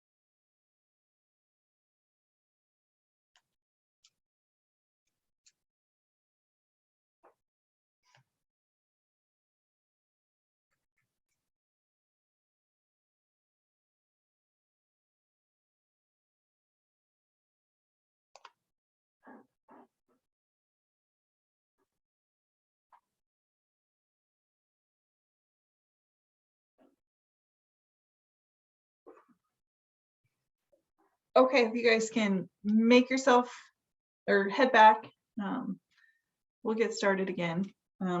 Remember, ask whatever questions you want in the Q&A. I'm happy to answer as many as possible. All right. Okay, so with banking and with the bank feeds, we talked a little bit about, so I'm here in the navigation bar and then on the banking tab. And remember that this top section shows the bank accounts that are enabled with the bank feeds. So these 3 tiles. It'll show you the last time it was synced, the number of transactions that we talked about, and then it's going to give you this for review list that's here, for example, and this displays all unposted transactions that are from the bank feed. So these are things that were brought into your QuickBooks that are showing in your bank account that may or may not necessarily be recorded in your QuickBooks already. Some things will be there, and some things you may have to enter. There's a categorize tab here that will show you any transactions that you've already previously recorded in QuickBooks. And there's an excluded tab for anything that came into the bank that you excluded for some reason. So there are instances where you would have to exclude something from, even though it came into the bank. So let's say, for example, you forgot to use undeposited funds. And remember, undeposited funds lets you take money from multiple people and group them together into one bank deposit. So if you forgot to do that and you deposited 4 $100 checks individually in QuickBooks, you would have 4 different bank deposits for $100, but you would have 1 deposit in your bank feed for $400. Well, in that instance, you would just check that item and exclude it from there, because you know that the 4 transactions for the $400 are in QuickBooks, but it's never going to match with that $100. There's a way that you could make it match, but I'm just going to skip over that today because it's a little bit more complicated. What happens, so I'm going to go to page 108 now, where we're going to start dealing with the transactions and working with transactions in the bank feed. So they've customized the workspace within the bank feeds to be able to add all of these different types of information here. Remember too, that just because a transaction will show up here doesn't mean this is the best place to record it, okay? So you can always use this plus new button and add your information to QuickBooks this way, and then come back and verify that you added it correctly to your bank account by matching your transactions that you've subsequently added, okay? So your bank feed is a way for you to verify that you entered transactions correctly or to shortcut the entry process. All right, so on this tab, it shows you the vendor or customer. So you can pick from this list of people that already exist, or at the very top, you can add someone new. It gives you the category. I hate these uncategorized things, but they drive me bonkers. But you can pick whatever it is that you bought or sold or purchased here. You can pick a customer or project if you want to track it back to a certain customer. You can mark it as billable to that customer as well. You can create a tag, and remember that, like we use tags, for example, when an expense was eligible for the PPP loan or the RRF for my client, we use tags. You can type a memo here. So someone was just asking about, like if you go out of town, do you have to add the name of all those restaurants that you might eat at? You can add a restaurant vendor and then leave this memo here that would be the name of the restaurant. And this again is coming in from what's showing in the bank. Then there's these 3 buttons: add attachment, create rule, and exclude. So if you do need to exclude a transaction, you can do it here, or you can check the box and do it here, okay? All right, so what happens is if QuickBooks thinks that it found a transaction, it'll come up, this box that expanded looks totally different than this one. So this one expands out and there's all these things to fill in. But if I go down here to one of these ones that's kind of green and click on it, it's going to tell me like, hey, I found a matching record. So if you agree with what the match is, then you just click match, right? Let's look at this one where it says 2 matches are found. So if you open this, it's going to say, hey, we found an expense for $75 to Pam Seats, or we found a bill payment for $75 to Books by Bessie. So it's very clear that QuickBooks found 2 transactions, but only one of, like, this bank detail coming from the bank says that it's for Pam. So we would want to make sure to pick that this transaction is for Pam. If this bank detail said Books by Bessie, we would pick this dot, right? So you can edit it here. Sometimes QuickBooks will think that it found a match, or it will find so many matches that it's just not feasible to scroll through the list of them all. So remember, I was telling you about my client that's the HOA. So we sent out their assessment notices. Well, when we get $195, their dues are $195 a year, but when we get $195 payment from someone, it's going to try to match that $195 to all 185 open invoices. Like QuickBooks will try to match that. That's you know, it's overwhelming. So and not helpful and inefficient entirely. So I would go in and receive a payment, make a bank deposit, and then QuickBooks is like, wait, I found this bank deposit. That's where you want to match it. Okay. All right. So if QuickBooks doesn't recognize a transaction already, you can manually enter it. So on this line for this $800, for example, we can manually enter the information. Or we could click this Find Match button. And if we click this Find Match button, it's going to open a search box that we can then use to try to find the transaction that we want to match it to. This is where, if I was saying that if you did have, if you didn't use undeposited funds, you could click Find Match and it would list your 4 $100 payments here, and you could check off all 4. So that is an option. That's how you do it. But you can exclude it just as easily. So once you find transactions that match up to what you want, you click Save.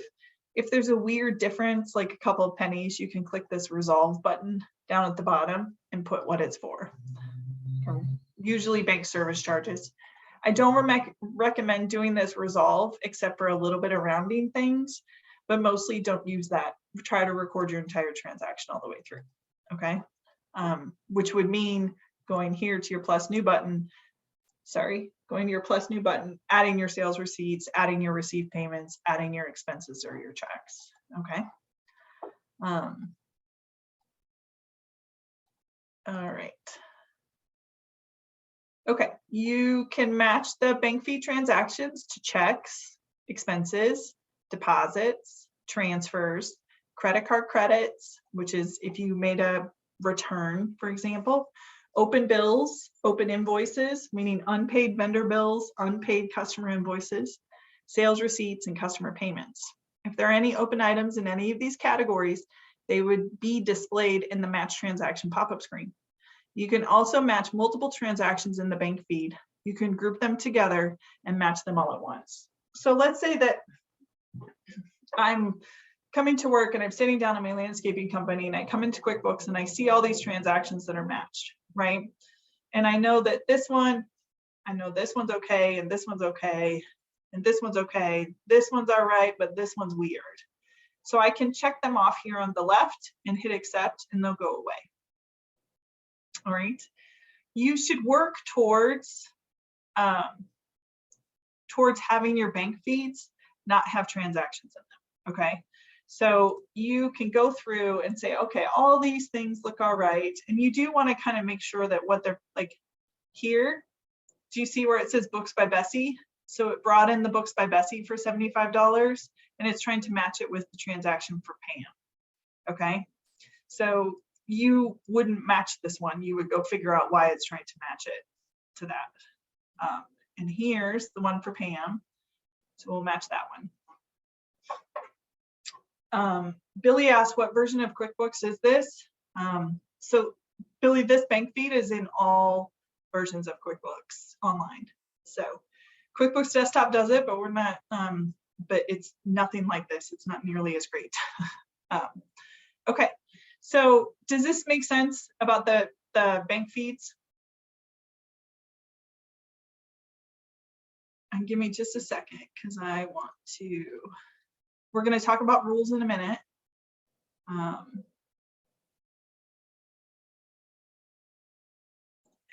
let me just make sure.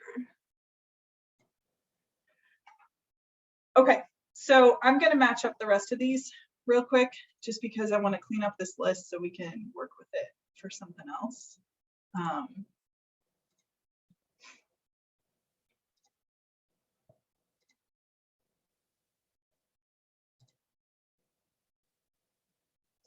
Ooh, look at that. I wonder if we did them the same. Only 2 squeaky cleans at the same time. All right, Alex asked, would you categorize the PPP loan fund since it was a forgivable loan?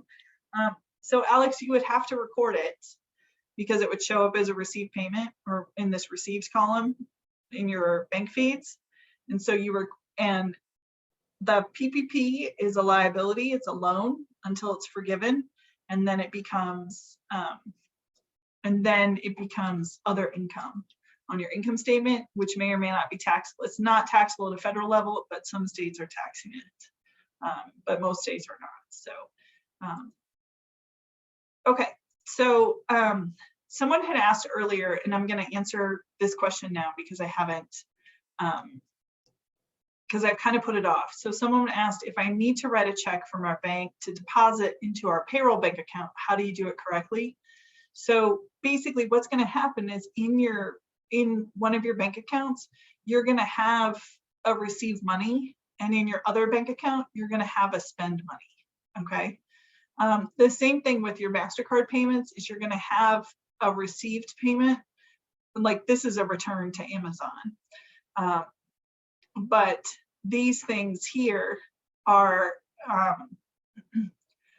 these are our purchases, but if you paid your credit card, it's going to show up in this received column, okay, just like it would for a return. So we're going to talk about what do you do now that you've matched everything, what do you do with all of these leftover items, okay? So what we're going to, there's a couple things you can do. So this $55 is money that we received from Bessie's books, right? So we need to decide, like, why did we receive money from Bessie's books? And there would be 2 options. Either they're a customer of ours, or we return something that we bought, okay? If you return something that you bought, you would pick the vendor name that you bought it from here, and the same category that you used to categorize it when you bought the purchase. So if you return something to Staples,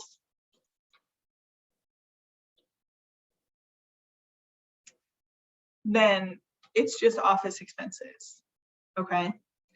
If this transaction were something for Bessie and she was paying an invoice, you absolutely have to go in and receive a payment for it. Because but the reason that QuickBooks isn't finding a match is because maybe Bessie owes us $200 but only paid us $55, okay? So if it is for an open invoice, you have to receive a payment for it, and then QuickBooks will find the match. And I will try to show you that, and hopefully it doesn't undo everything I did. So we would pick, is she not a customer? Uh-oh, hold on, it's gonna make a liar out of me. She's a vendor. So here it's telling me that Books by Bessie is a vendor, but I'm just gonna receive a payment anyways. Remember how Amy's Bird Sanctuary owes us money?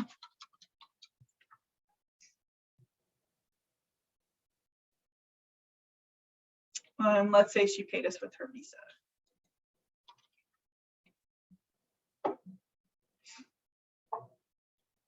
So now when I come back to my bank feed window, it's going to show me there's a match.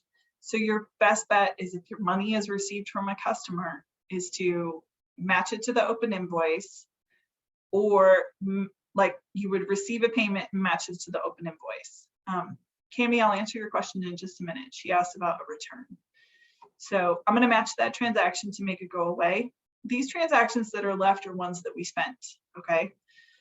We're going to talk about the bank rule in a minute, but basically you could just click on these transactions and And let's say that we bought something from a rental. We can shortcut here and just add them as a vendor. You can add a customer or employee. Don't add employees unless you're running payroll. Even if they are your employees, add them as vendors. But here we're going to add as a vendor. If you click this details tab, it's going to open this very familiar window that we looked at. Okay. So we're going to add a rental as a vendor. And me just clicking that save button it pushes everything. It makes it so that vendor doesn't have an address. There's no phone number. There's no W-9. None of that is set up. Okay. So I can just basically add their name. And then we rented equipment from them. So we would pick equipment rental, and all I did was type. You guys are watching me again, I can't type. Here's my equipment rental. And then if we rented it for a certain job, we could tell it that and mark it as billable. Okay. I'm going to take this job out for a second. All right. And then if this is how we want it, we can click add here. All right. This a rental on January 25th for $800.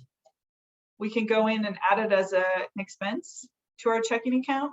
But if you notice, this part turned green because QuickBooks learned that when I did a rental on the first one, it learned that when it read this bank detail and saw the A1 and automatically is suggesting to me that this A1 rental is the customer name, or sorry, the vendor name that I want to pick, and I want to code it to my equipment rental category. Okay, so QuickBooks will make those suggestions for you as you continue to go through things, as you continue to go through your transactions. All right. If you are like if you like how QuickBooks has suggested this, that it's A1 rental and it's equipment rental, you would click add. Okay. And then it records the transaction, and that $800 is going to then show up on your financial statements as equipment rental. If you do that enough times, if you say, hey, QuickBooks, this A1 rental, if you tell it multiple times the A1 rental is for equipment rental expense, it's going to pop up this box and it's going to say, is A1 rental always for job expenses equipment rental? And you can say, yes, it is. And you can create a rule for it. So I'm going to create this rule and we're going to talk about those more. So I'm just going to click that button because that always is going to happen to me with A1 rental. Okay. So the rules, they're on page 115. So rules in QuickBooks are amazing. This is a way that you can automate your data entry and reduce the amount of time it takes to record and code transaction. So in the banking center, we're in the banking center now, rules are here at the top, or you can go into the banking and then rules here from the navigation bar. So the reason that I added that A1 rental rule is so that you can see that it's here, right?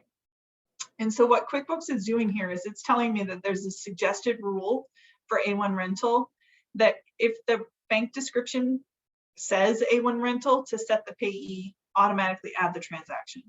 So this is from what I just did, right? I'm going to go back here. Give me just a second because I'm going to find a transaction.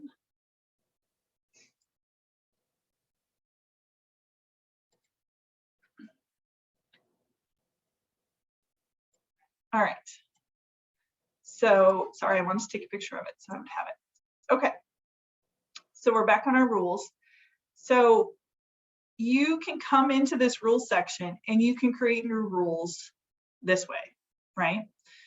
I don't like particularly creating new rules this way because sometimes there's conditions that happen that don't, it's easier when you're in the transaction, in my opinion, because you have to kind of know all these things. Like that A1 rental, for example, like it says A space rental. It doesn't say A1 rental. So we just want to make sure that like we're matching what the bank is actually seeing. So, but the reason I wanted to show you this is where it is because I wanted to show you this auto add feature. So this auto add feature, it's going to cut down a lot of time for you, but if you don't know how to turn this off, it's going to create a mess in your books. Okay, because sometimes things will start showing up in your books and you'll be like, how did that thing get there? Right? The reason that thing got there is because it maybe was auto added. So if it's doing something weird, you would come to your rules. If you see something strange in your QuickBooks and you need to figure out like, why is that there? You could come here and you could search for rental and it's going to pull up this line. But since it's the only one here, it's not very dramatic, my search. But you could edit it here. And what happens is, let's say we don't want it to go to this account anymore. We want it to go to equipment repairs, for example, because A1 rental, let's say we get all of our equipment repaired there, but we don't actually rent them there. Okay. Then this auto add, this is where you turn this off. And if you turn it off in the bank's feed lines that we were just looking at, it's just going to have that kind of green text that's there that says that, hey, we think this is A1 rental and it should go to equipment repairs, because we just changed it to equipment repairs. So you can turn this off and then it will just suggest to you, do you want to do this? And then you just click the add button on that previous screen. Okay. So that's how you turn off the auto add. The ones that are here with that green plus sign will automatically add to QuickBooks. All right. So if it comes through your bank feed, it's automatically going to go there. I like auto adds for things like utility bills. So like your SRP bill or your APS bill or your internet bill.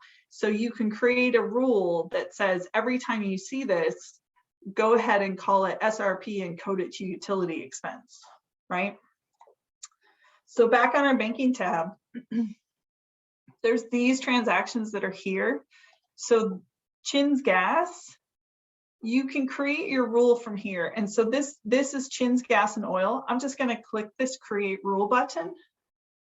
And I'm going to say it's for Chin's Gas. And then my options are apply this rule to transactions that are money out transactions. Your other option here is money in. So are we spending money or are we receiving money? So it's a money out transaction. And then you can pick from your checking account, your savings account, or your MasterCard. You can pick two, you can pick all, or you can just pick one. Okay. If you create a rule that applies across all your accounts, totally fine. Like I have a client that is probably addicted to Chipotle. So we created a Chipotle rule across all their accounts. So we never have to record Chipotle transactions again. Okay. However you want to do it, just think about it. If you're not sure, pick the one you're working with now, and you can always come back and edit the rule later to change these. Okay. And I'll show you that. Then it's going to ask you, so it's apply the rule to money out transaction in my checking account and include all, maybe, or any of these transactions. Okay. So I like the all, that the description contains Chin's Gas. You can also add a condition that, for example, the amount is less than $150 or less than $2,000. So for example, when I was saying about your utility bills, I like to set up internet rules, but I'll put thresholds on them. So if my Cox bill is usually $59 a month, I can set up an amount rule that says don't record it unless it's less than $60 a month, right? And the reason you would do that is because then it would show up in your bank feed. If Cox all of a sudden charged me $120 instead of $60, then you would see it and be able to ask them about it. Okay, so you can set rules like that, or you can say it doesn't equal this, or it does equal this. If you have a fleet of vehicles, for example, and let's say that you finance all of your fleet through your bank, so you have multiple, like I have a client that's at US Bank and they buy their vehicles and get vehicle loans through US Bank. So, but each one of their vehicle payments are a different dollar amount. So I can say the description would be US Bank, the amount would equal whatever, and then I would tell it that it's a payment the category would be a payment against that vehicle loan. Okay, so you can match dollar amounts as well. Anyways, then we're going to tell it it's an expense and it's for fuel, and my payee is Chin's Gas. Right? I can add a tag if I need to, and I can tell it to automatically add this transaction every time I see it. Okay. If I want a memo, I can add a memo, and I can type something special here in the box and check the box to add it to all existing transactions. Then when I save this, oops, sorry, it didn't like my apostrophe. It's telling me I can't put apostrophe in there. All right, and then I save this, and you'll see now Chin's Gas came right off the list. Okay, that's how you create a rule. Let's say that time goes on and I realize that, hey, every time I buy gas from Chin's, it's for fuel. I would go to my rules. Here it is. I would edit this and I can tell it that it's in all my bank accounts, for example. Okay. All right. This automation feature, these bank rules are super helpful as long as you set them up correctly. All right. And then you just want to make sure that if you see something strange happening in QuickBooks, come in and look at your rules to make sure there's not something set here that is driving the strangeness that you're seeing in your QuickBooks. QuickBooks will pop up that box. Like, remember when we got the A rental? It'll pop up that box about creating rules a lot of the time. Okay. You code something twice the same way, and it's going to ask you if you want to create a rule. So, and it's really easy to just say yes, okay, whatever, because we're so prone, you know, QuickBooks has a lot of pop-up windows. So we're so prone to just saying like, yes, yes, get out of my way, I'm moving on, that you might create something that you didn't mean to.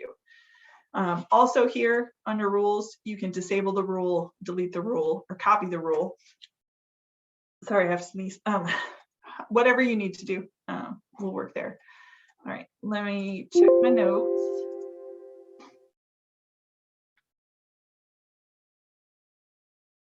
Okay. All right, so the returns, we're going to talk about returns and how to get money into the bank accounts. Alex, you had asked what you do when they don't match. So I think we covered some of that, but if there's more questions, let me know. All right. So this is part of the troubleshooting, which is on page 112. And like literally the study guide, it says, call a professional if things go weird in your bank feed. I'm going to tell you some things that can go weird, absolutely, that I want you to be aware of. So if you have a checking account and a savings account, or a checking account and a MasterCard, or a checking account and a payroll account, you're going to end up moving money between the accounts. So QuickBooks has come a long way, but each one of these tiles or accounts at the top, you have to think of them as a silo. So everything that's here in this checking account, or that's here in this savings account, or here in this MasterCard, these transactions that are here, QuickBooks doesn't see that this transaction might be part of something that's over here in this account as well.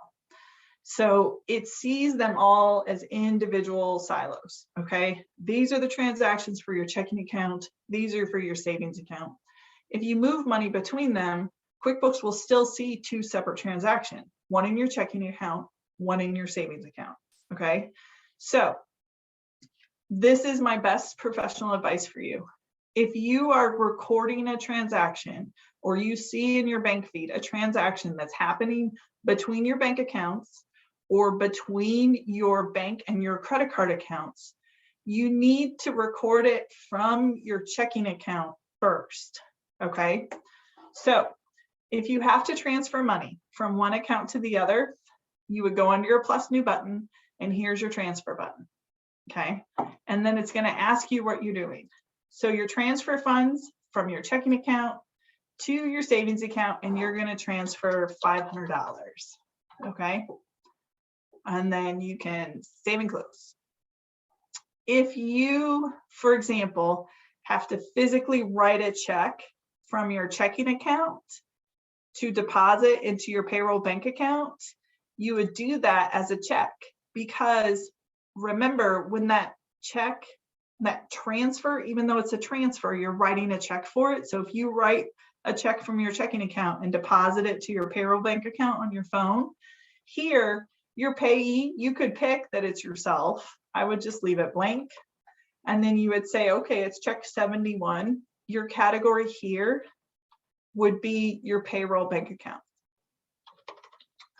So right there, what I did with both of these transactions is I transferred $500 from my checking account to my savings account. And if I go to my savings account register, I'll see both of those deposits. Here's my transfer, right? It shows that it's a transfer. Here's the check that I wrote from one account to the other, okay? So what happens, remember, so record it out of your bank account, your checking account, to wherever it's gonna go. And then when you come back to your bank transactions in your bank feed, you're gonna see those deposits or transfers or whatever they are in the other account when they clear. And then you're gonna match them with check 72, for example, or our $500 transfer, okay? So always from your checking account first, record where you're moving the money to, and then record the transaction that way, okay? So that's your best bet. Okay, returns. Let's talk about returns. So Amazon, our favorite, right? So this credit card in our MasterCard, we received $89.99 from Amazon. So we're gonna pick Amazon as our vendor because usually we buy things from Amazon, right? And then because Amazon is kind of like Costco and Sam's Club, you could buy anything from, you know, cheese and olives all the way up to toner and TVs. We're gonna pick whatever it is, office expenses. And the reason when you buy something, we bought office expenses from Amazon. When we're returning it, we have less office expenses now, right? Because we returned it. So if we bought something for $100, we returned it for $90, we only have $10 worth of office expenses. So when you're doing a return, you categorize the return to the same place that you categorize the purchase, okay? So that's how you handle returns. You would pick the same vendor name that you used when you bought the product or goods or services or whatever it is, but you would want to do the returns. The one other thing I want to show you too is in this categorized box. So let's say that you did something, and you could use this a lot of times if you are like doing transfers between your accounts or payments to your credit card. You might have done something wrong. If you go to the categorized spot, you can always click undo here, and then it goes back in the for review spot for you to categorize again later, okay? So just know that it's there as well. If your bank feeds break, there's going to be a big orange box that shows up here that says you need to pay attention to something, or I don't know, there's a button that you click. I don't remember what the words are exactly. You can always update them up here. You can watch another video right here to kind of help you figure out some of those things. If you do create duplicates, so let's say that you ended up with duplicates for some reason, you could always undo them. So you would go to your categorized box. Let me find one that's categorized. You would come to your categorized, like this Books by Bessie. If it's a duplicate, you would undo it here, and then you would undo the duplicate, come back to the for review section, check this box, and then go to exclude. All right. So that's how you would handle it. And again, like there's some details in the handbook about how to do these things too. Okay, we talked about bank rules. Any questions?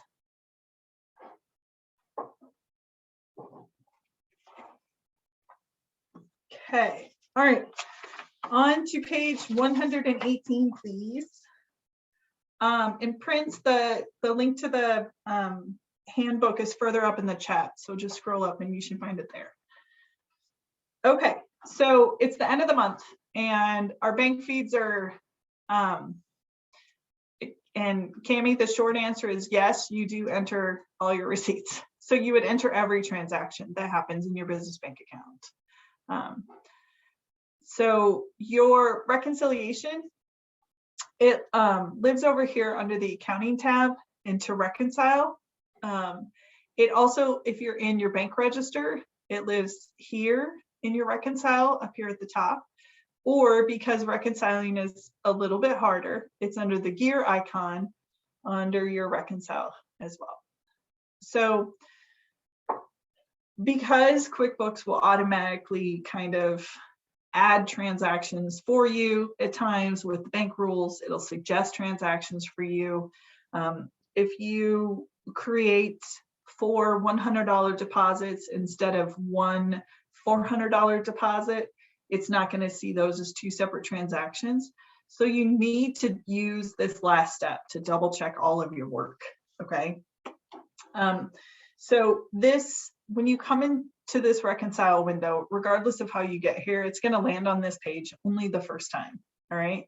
There's a video here that you should watch about how it works, but you would click Get Started, and then it's going to give you this information. And again, there's going to be tutorial videos built throughout this section, okay?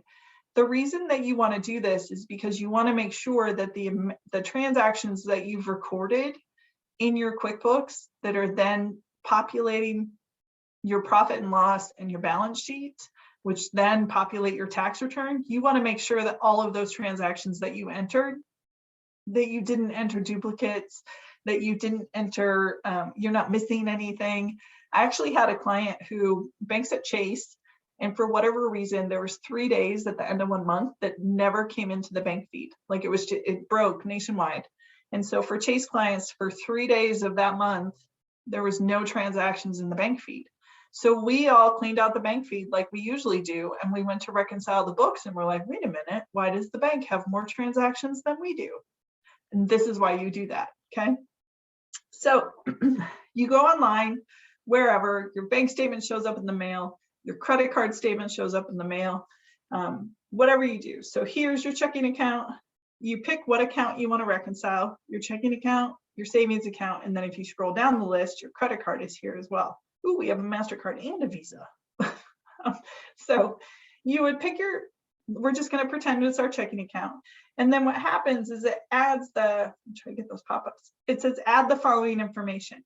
So it'll say your beginning balance is $5,000, right? Sometimes where this little we know stuff takes time, it takes time to get used to new stuff.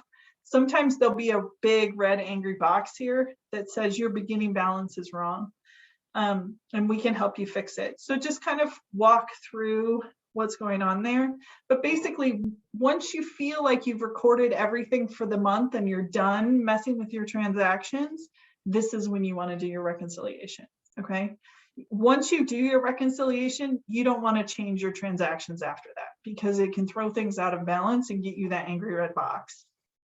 So what it's asking us to enter the ending balance on our bank statement. And on every bank statement, it'll say the beginning balance, the total number of deposits and checks and withdrawals and whatever, like it kind of subtotals, and the subtotals are different by bank. And then it will show your ending balance. So we're just going to pretend that we have a $2,000 ending balance and that we're going to reconcile for January 31st. Okay. Then I'm going to click the Start Reconciling button. And what happens is it opens this window, and I'm going to close these little pop-ups. And it's going to give me a list of all of the transactions that are in my checking account. Okay. And it's going to tell me a lot of information at the top. So this is kind of an intimidating screen. So let's just talk about it. So it's saying that I'm reconciling my checking account for the statement ending date, January 31st. My statement ending balance is $2,000. My beginning balance was $5,000. And then QuickBooks is populating this cleared balance, these deposits, and these payments. The reason that it's doing this part, these numbers are being driven by these gray lines that are down here. So if I check this $660, watch what happens to this payment number. See? So every time you check something off, it's going to adjust those numbers. Okay. These deposit numbers are adjusted by the deposits that are in here. So if you check off deposits, it's going to change those deposit numbers. So what you want to do is you want to have your bank statement and you want to put in your ending balance, put in the ending date, and then you go through your bank statement and you mark off all the transactions that are on your bank statement that are also in QuickBooks. And then you look at the variance. The reason that some of these lines are gray, the minute I landed in here and have these green boxes, it means that this transaction was matched to something in the bank feed. So remember we had those silos of the transactions in our bank account? That's where it's coming from. This, if I hover over here, it says this was manually added from the bank feed.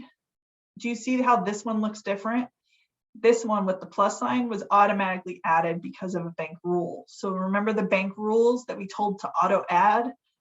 This is why it's auto adding them. It's from the bank rule.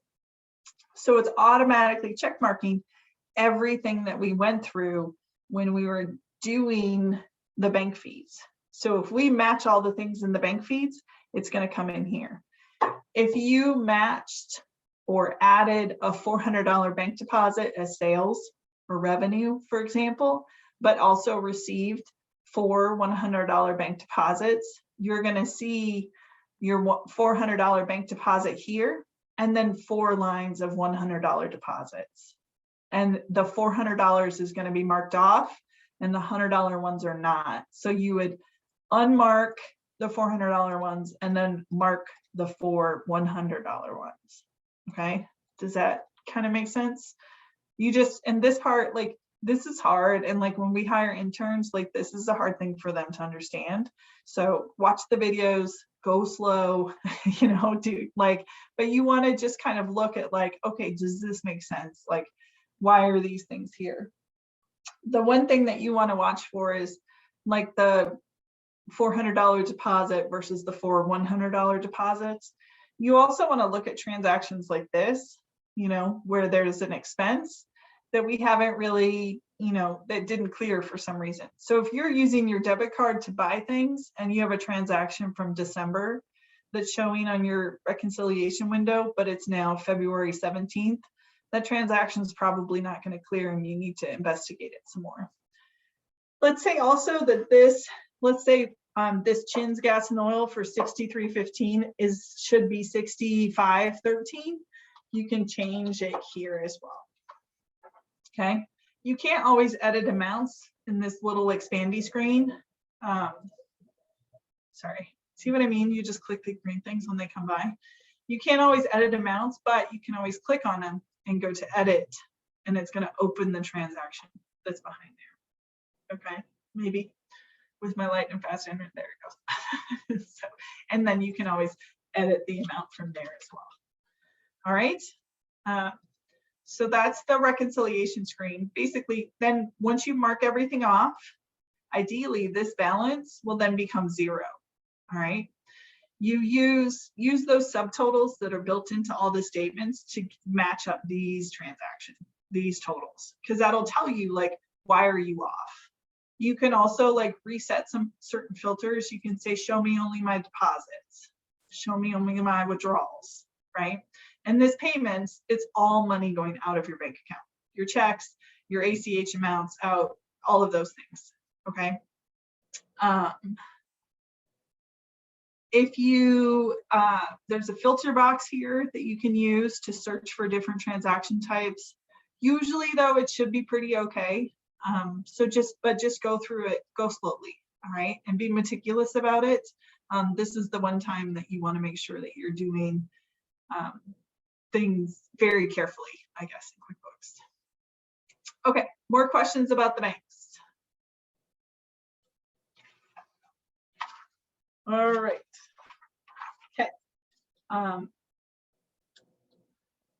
right, so Maribel asked if I used journal entries How will it affect my bank information? Will I record the transactions only made in cash? If you do a journal entry to record a transaction, and if you don't know what a journal entry is, that's okay. But if you use a journal entry to record a transaction that's to a bank or a credit card account, it will show up as either a payment or deposit, depending on whether you're debiting or crediting that account in the journal entry. So journal entries will show up here. Okay. All right, so I'm gonna go to, I'm gonna skip ahead to page 122.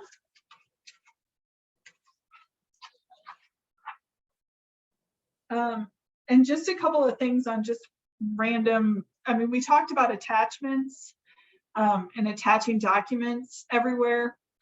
So in almost every transaction, there's going to be an attachment box. Okay, so it's down here at the bottom. This box is on the sales receipts, invoices, expenses, your credit memos. I mean, it's pretty much everywhere. It's also in your vendor and your customer records. So when you're looking at a vendor, for example, you have the ability to add attachments to the vendor records or to the customer records, like you would add their W-9s or contracts or things like that.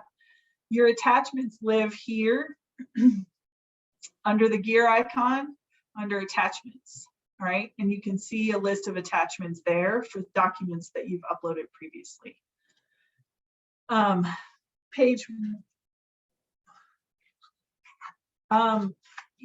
So Alex asked how we match undeposited funds. So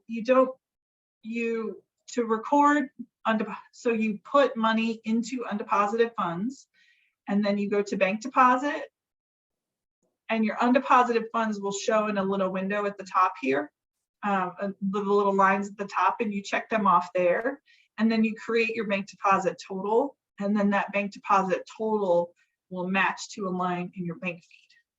Okay, so it's kind of a 16-step process. Okay, one other thing I wanted to talk about real quick, the search here. So remember this magnifying glass, you can type in a name, a question, like if you had a question about the help or you wanted to find where do I go to search to find invoices. This, if you typed invoice in a regular version, it would come up with the do you want to make an invoice option. You can see your recent transactions here. You can click on advanced search here, and then you can pick what type of transaction you want to look for, and then you can pick how you want to search. Do you want to search by amount? And remember, I would always choose this line or deposit or total. You can search by the display name, last modified, your line description, your memo, or your reference number. Reference number is invoice number, customer vendor number on a bill from a vendor, their invoice number, your check numbers, for example, all of those are reference numbers in QuickBooks. And then page 125, we're going to talk about reports. So in reports, I'm going to show you this screen. So there's some reporting differences. So in Simple Start, which is the lowest version of QuickBooks, there's 20 basic reports, basic financial reporting and accounts receivable reports or AR reports. Essentials, there's 40 different reports, accounts payable reports, AP, products and service reports, and a company snapshot. And Plus, there's 65 reports. You can use classes, locations, inventory, and time tracking. And in Advanced, there's 80+ reports, and it includes smart reporting by Fathom. You can customize the layout of your reports. You can customize list reports, summary reports, detail reports, and specialized reports. So list reports are things that include information, about the list. So it's a list of your customer names and addresses, a list of your vendor names and addresses, a list of your products and services that you sell, there's no totals or dollar values on these reports. They're literally just lists, names and addresses, basically. Your chart of accounts is a list report. Summary reports contain information listed by the name of the account. It's a profit and loss summary. It's a balance sheet summary. It's a sales by customer summary or sales by product or service summary. These amounts total by account or by thing. Detail reports contain the transaction detail about the account. So you can run a profit and loss detail, for example, where it will literally give you a list of all of the transactions that are included in your profit and loss. Your balance sheet detail, your accounts payable aging detail, things like that.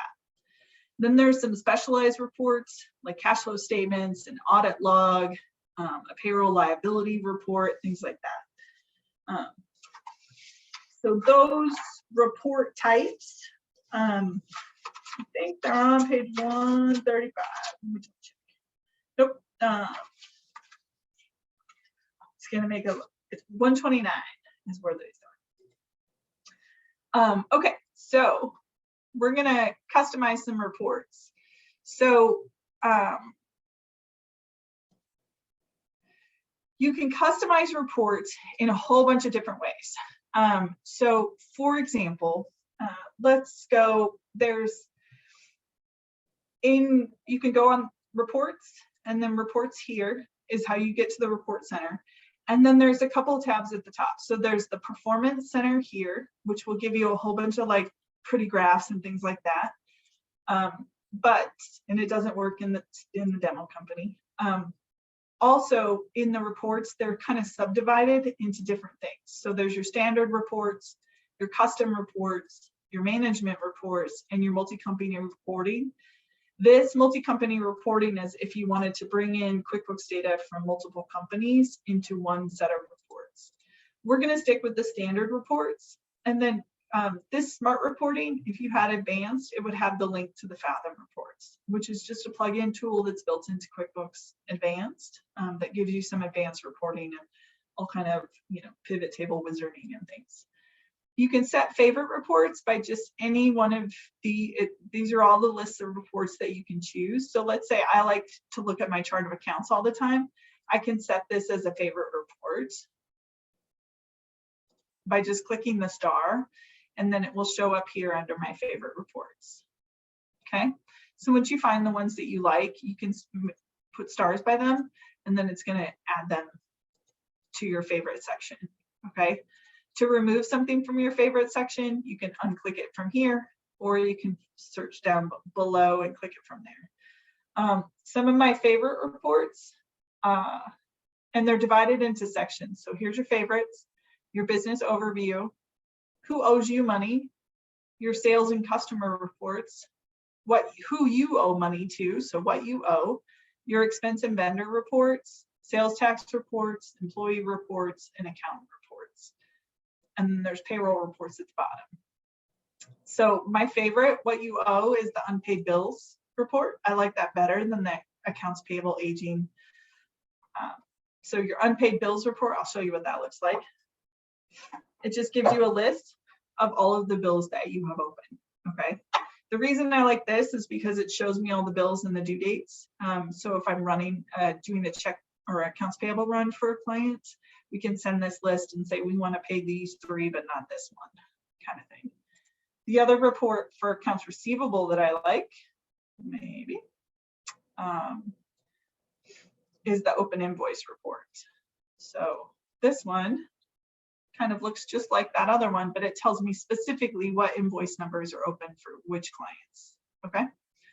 All right, so the most common report that you will use is your profit and loss. So this is your profit and loss. When you're in your profit and loss, or in any report, almost any report in QuickBooks, it's going to default to a certain set of dates. So right now, this report is defaulting to this year to date. We can change it here to be, for example, last month, and then we click Run Report, and it'll update to show us just January, right? We can physically go in here and change the dates and have it be December and January. and then it's going to update our date range here. Let's say this display columns by, this is one of my favorite things because you can change this and say, show me my financial statement, my profit and loss by month. And then it'll divide December from January and give you a total. Then you can display it in other ways too. So if you turned on class tracking or location tracking, you can do it that way.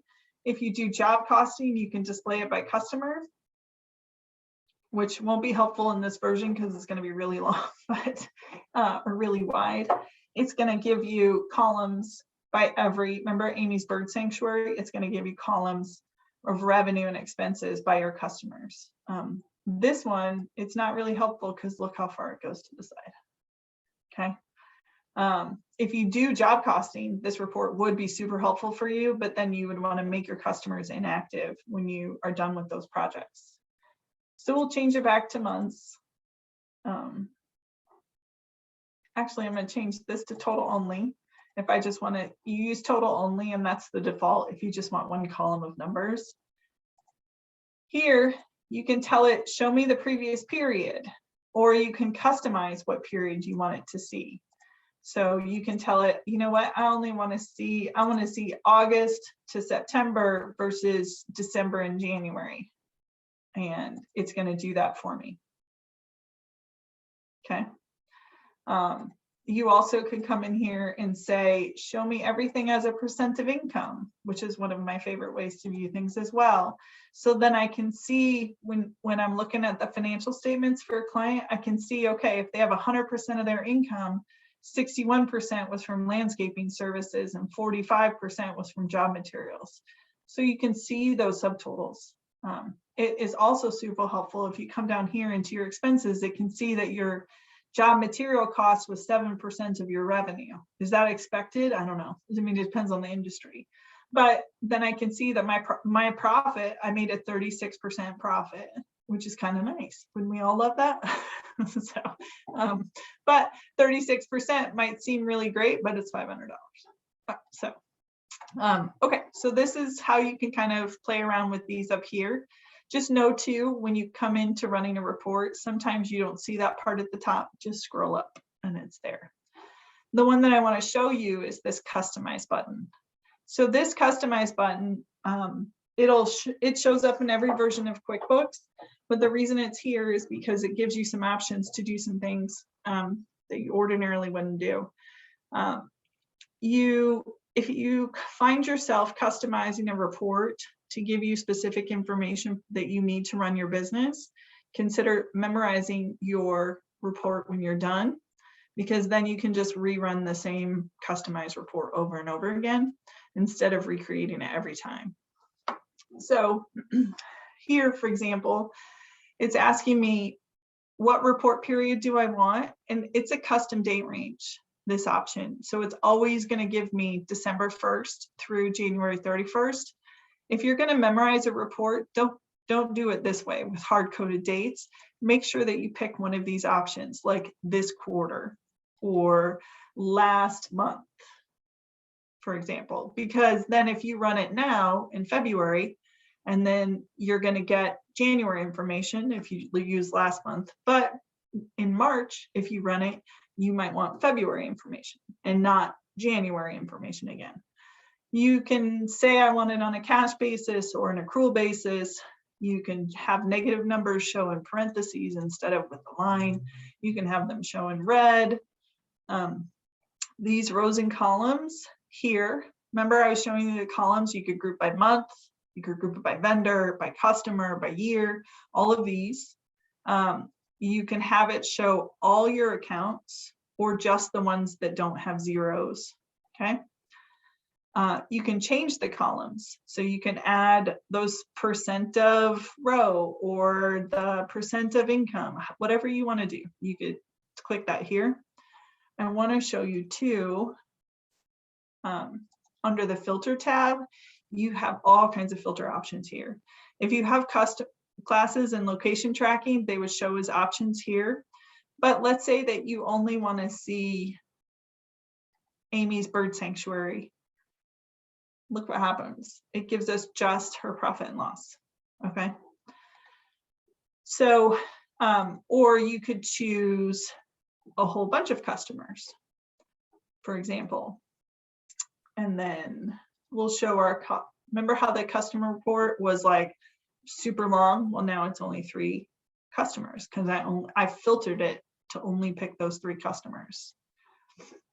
Okay, then you can pick your distribution account, your vendor names, any of those. And then the header and footer section, you can leave off the report title. You can leave off the date prepared. You can mess around with these if you ever wanted. And then if you save your customization,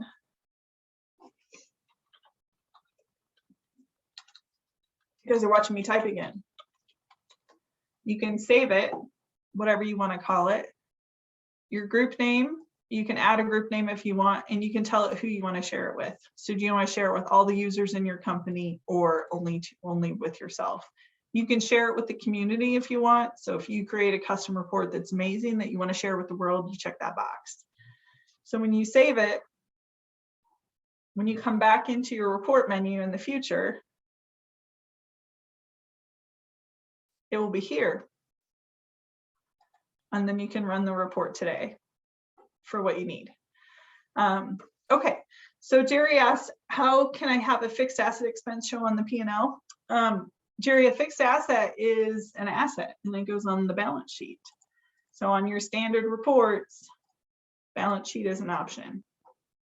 So on your balance sheet, your fixed costs, your fixed assets would show in this section here, which I can't highlight because it's being done, but it would show here. Okay. No, it's a great question. So you showed depreciation on your balance sheet, or sorry, you showed depreciation on your income statement. Your balance sheet, I think you guys should all look at it like I'm a balance sheet accountant. So I look at a balance sheet first because all the mistakes usually hide on the balance sheet. Okay. And then, and Dwight, yes, you can link your PayPal account to QuickBooks just like a regular bank account as well. And yes, you guys will get the recording from today. All right. So again, all the customization that you can do is on page 129 of the handout. And then I want to,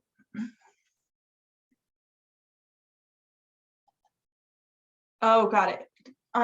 Eileen, when you get a minute, will you paste the link to the handout again? Yes, I can. Perfect, thank you. Okay, let's talk about sales tax. So I'm going to force you guys into watching this great video.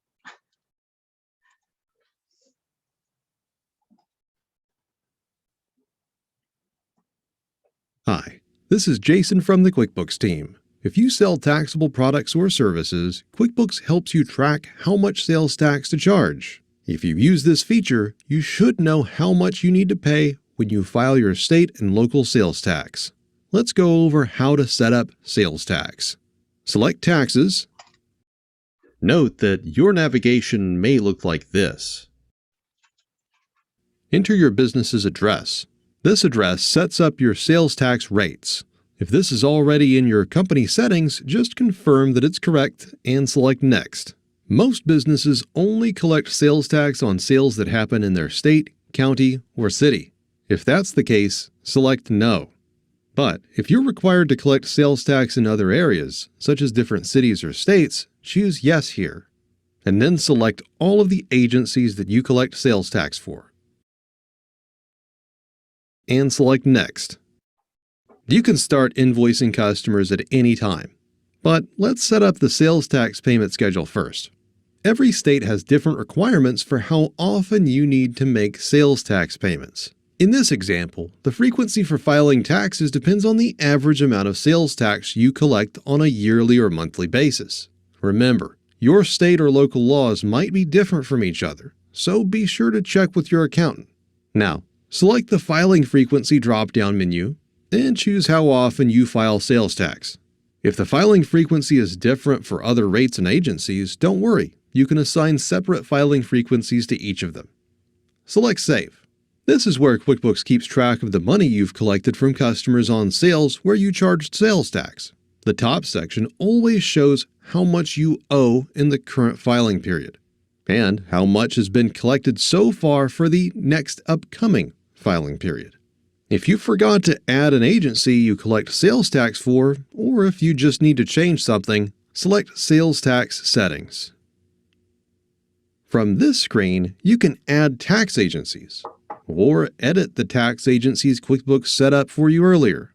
Use this window to update your filing frequency or choose a different start date. The start date is the date you want QuickBooks to start tracking your sales tax for you. If you've made any changes, select Save. You can also add a custom sales tax rate if something you collect wasn't automatically set up. Just choose whether it's a single or combined rate, the name of the sales tax, and what agency you collect it for. Now you're ready to set up sales tax for your company. So I realize that is probably that's a very oversimplified way of talking about sales tax. So the little wizard that he went through at the beginning very definitely does happen. And if you're collecting sales tax only in one state, only for one type of line of service, like retail sales, for example, QuickBooks is going to do a great job for you. So there's some nuances with it, so I would recommend watching a lot of tutorials if you're going to set it up yourself. Other than that, ask your friends, ask your tax accountant for help setting up your sales tax. And be careful with out-of-state sales. So if you have a customer that has an out-of-state address, and your sales tax feature is turned on, QuickBooks is automatically going to try to track that activity to that state for sales tax. Okay, so just be careful there. It's not so much like you can still go in on the invoice and pick, remember on the drop down by the discount, you can still pick that you want it to show the California tax rate, and then it will track correctly.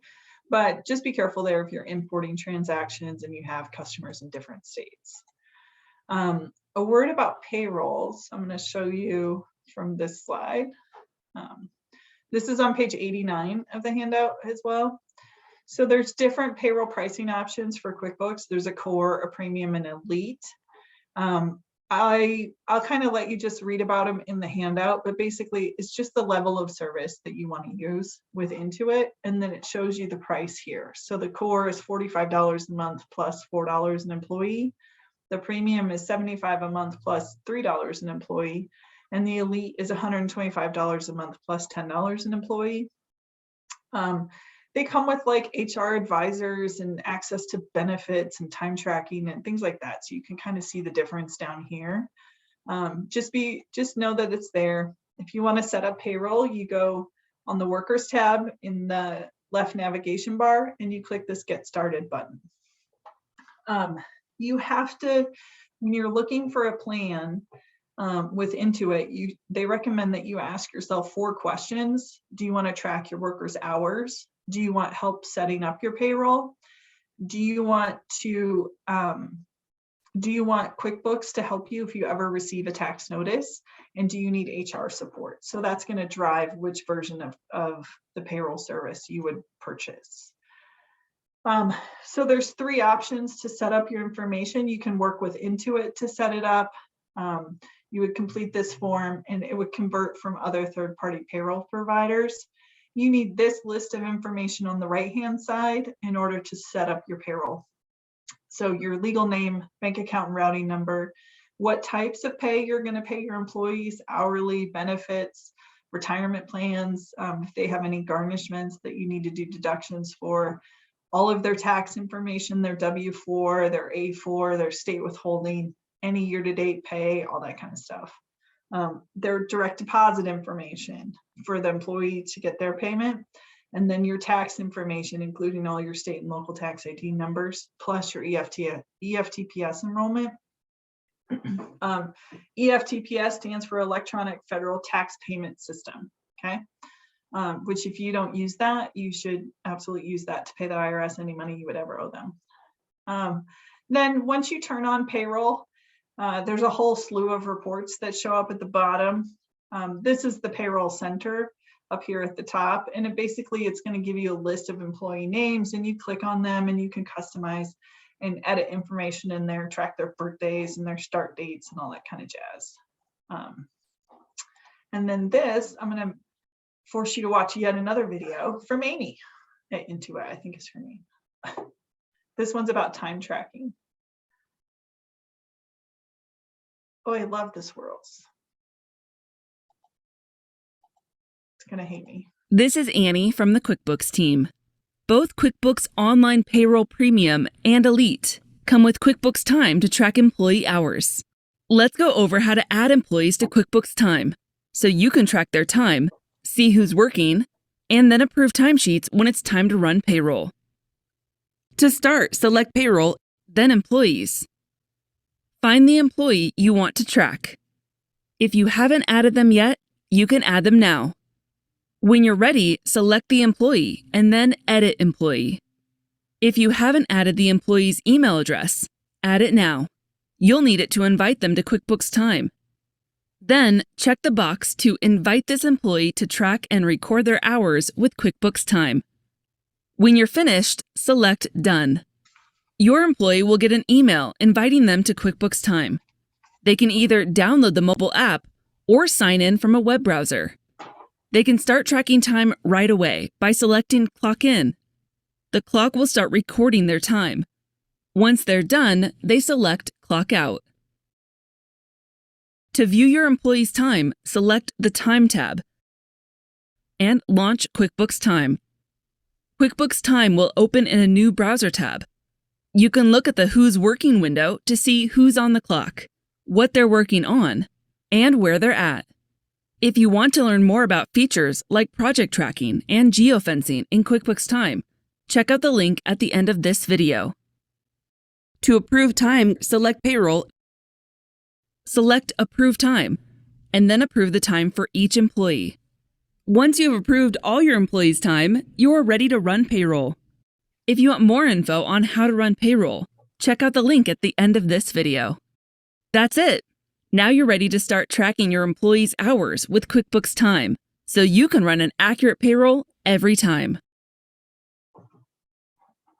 I like that they're waving at the end. Okay. I wanted to send you these links. So, oops. Give me 2 seconds here. So I'm still gonna, the links are here. I'm gonna put these in the chat. So this first link is for training webinars. So QuickBooks offers training webinars. The second link is for training videos. And the third one is for the training community or the QuickBooks community. So remember what I said on Tuesday, I'll repeat it again.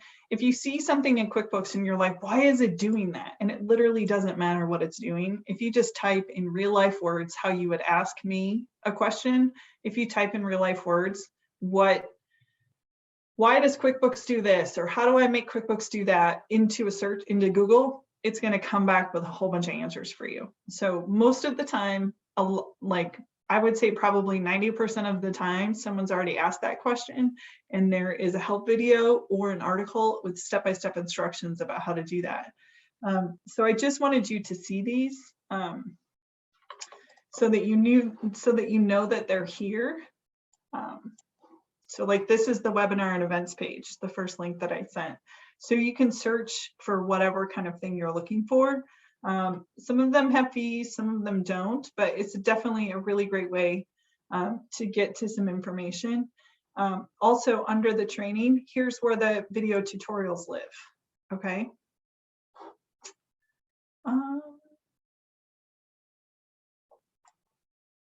Ooh, Eileen, I think I posted those wrong in the chat. How about that? Can you guys see that? Yes, Perfect. I can see it. All right, awesome. So let me, all right, let me get them.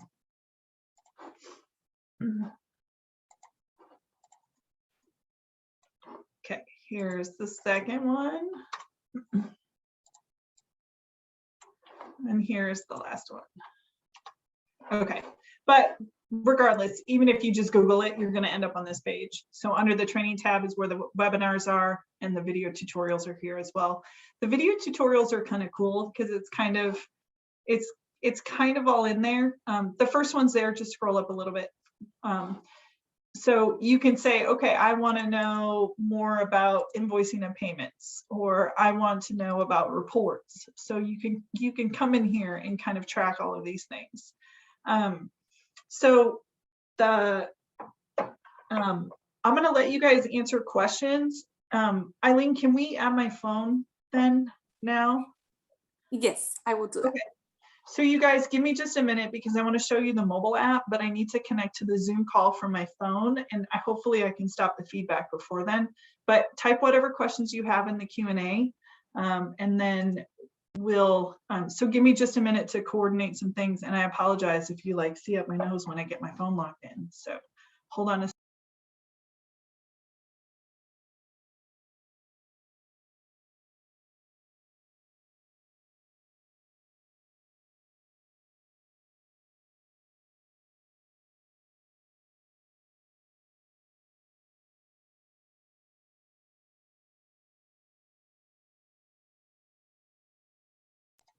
Can you let me share the screen from there, from my phone? Yes. Okay, here's my house. My Star Wars curtains.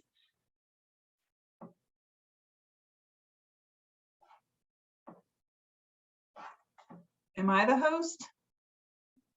Yes, I need to reclaim the host. Oh, got it. Hold on. I think I can, I'll do it then. There we go. Thanks for your patience, everybody. Yes, thank you, everyone. All right. Now you're going to see pictures of my really cute dog. I know we talked about her on Monday, but here she is playing volleyball. Okay, so this green one that says QB is my QuickBooks app. And I just want to show you a couple of things that are around there.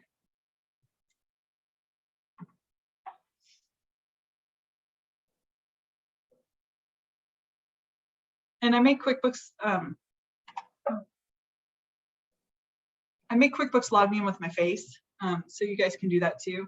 And then you're going to see some really weird transactions in here, but I only use QuickBooks Online to run my payroll. So it looks like I have like negative $800,000 in my bank account or something because I've been using it for years. So this is the home screen for QuickBooks Online, and it tells me these things so you can see how much money my employees made in the last 30 days. If I have any unpaid invoices, what my expenses look like, any overdue bills. Hold on, my client's calling me. So you can see all of these things here, but what I wanted to show you is there's this snap receipt. Do you see that up at the top? So if I click on this snap receipt, it's going to give me some information, and then I'm going to try to find a receipt here. And basically what you would do is you would find a picture. This is not my dog. And you would take a picture of your receipt, and then it would ask you what you want to do with it. And if I had an actual receipt instead of just a picture of a random dog, it's going to extract information. It's going to OCR that, and it's going to ask me like, okay, what's going on here? The nice thing is that this section of QuickBooks, the app that you're seeing right here, it shows me other receipts that I've added at different points. Because I've done this before. So like this is a Costco receipt for $174. So it's going to show you all of these things and tell you if it's missing information. So what it does is it does, it's called an OCR. So it does an optical character recognition. So it reads the information off the receipt, right? And then it will automatically try to categorize it for you. If you want to add a new one, you just click the little camera button in the bottom and it will give you more information. Like you can take another photo, for example. The other thing I wanted to show you, so I just clicked done there, is there's some things across the top. So if I'm out with the customer and they write me a check, let's say I help them with something, they write me a check that day, I can go to sales receipt. and I can pick what customer I want to use. I can pick the date, how they paid me, a reference number, and then I can pick whatever item I wanted to sell to them. Okay, so you can create this sales receipt from your phone and have it automatically show up right here in my undeposited funds or my checking account, for example. Okay, so you can do that same transaction that we were doing with the sales receipt from your phone. You can also create an invoice, which all of these things look exactly like what they're, you can take a picture of a receipt, you can add a customer, you can see your customer list, you can create an estimate, you can create an invoice that you want to pay, a bill, all of those things. So you can do a lot of really cool stuff with the app. If you click on the lines for at the bottom for the menu, you can go to the mileage and you can turn on mileage tracking, and you can go with your phone. You can say, okay, I'm leaving my house and driving to the office supply store, which would totally be business miles and not commuter miles. And you can put in that you can put in the memo that those miles were to the office supply store or to the hardware store, or for whatever purpose the business mile is for. You could track it this way as well. So again, like, the app is super helpful, I feel like. So here on the 3 lines, the menu at the bottom, then it's the same kind of list of things. Oops, sorry. Okay, that one I didn't mean to click on, sorry.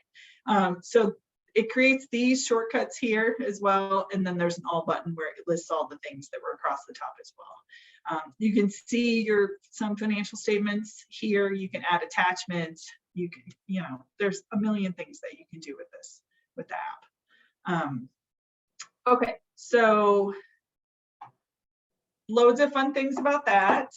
And then tell me whatever else I can answer for you. So let's see here. There is a recording of the first version that we did on Tuesday. And then Eileen, that's just, will that get emailed out? You put it on the website or on the YouTube channel? Yes, it will be emailed out as well as on our website and YouTube channel. Okay.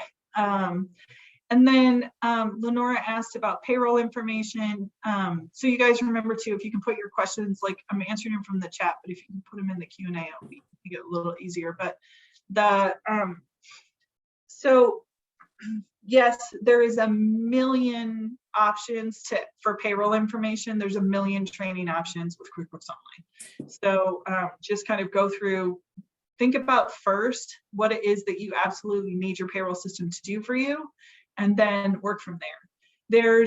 All payroll companies, in my opinion, are a necessary evil, I guess. So pick the payroll company that you're most comfortable with. You can use Intuit to track your payroll, absolutely. But there's a million other payroll companies out there as well that might have more features that you need. And just remember, like, QuickBooks Time, the time tracking thing where it talked about the geofencing and all of that. So that time tracking feature is not the same as the time that's included with QuickBooks Online. You have to pay extra for that. So just keep that in mind. Okay, and the app is free with QuickBooks Online. So your same username and password that you use to log into the app, or sorry, to the website, will log you in with the app, and then you can turn on that face thing, that they all do, where you can open things with your face. So I don't know, if I had a face like this, it should open a lot of doors, right? Just joking. So okay, what else can I answer?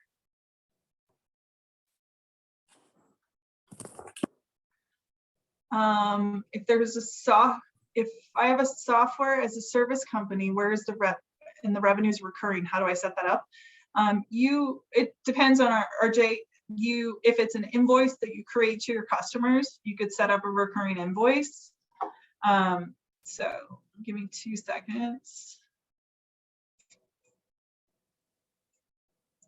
Oh, shoot.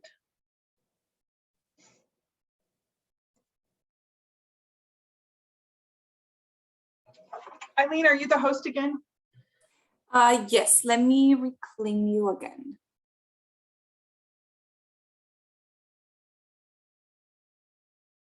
Okay. Okay, try that now. Perfect. Thank you. Okay, so RJ, if you are invoicing your customers and they pay you later, you would do it as an invoice. If they're paying you at the same time that you're recording the revenue, you would do it as a sales receipt.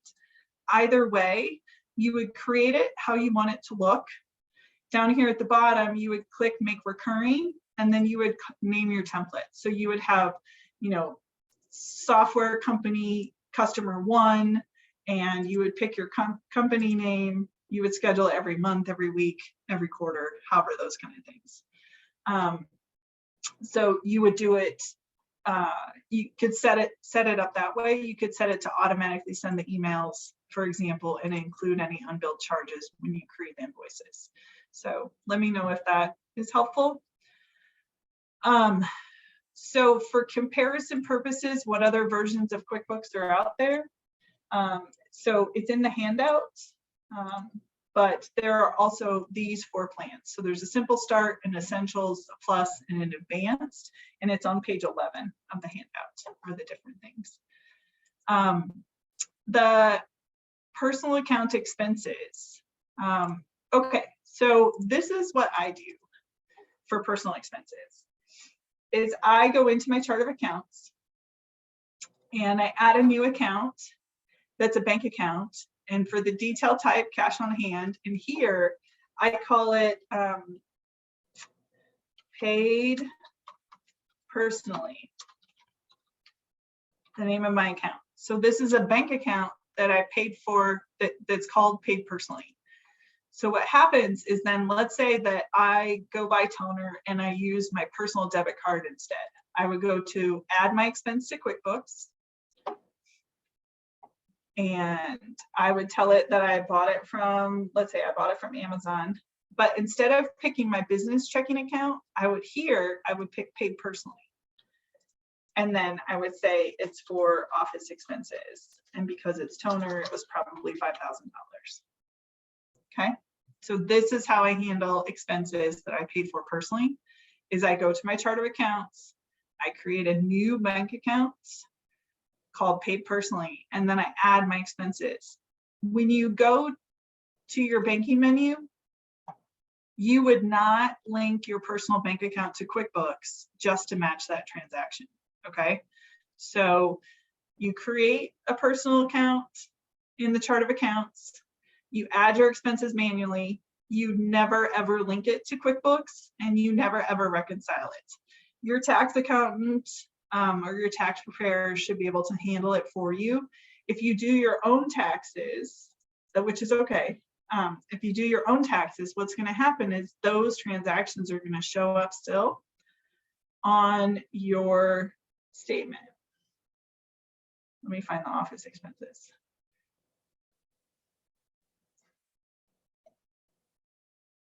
March. See how I went to my search to find out that my transaction was dated March 19th. And you guys, I'm making chili and my house smells delicious. So now under my office expenses, if I click on this number, I'm gonna see my $5,000 Amazon purchase right here. Okay, so that's how I handle personal expenses in QuickBooks. All right, what else can I answer?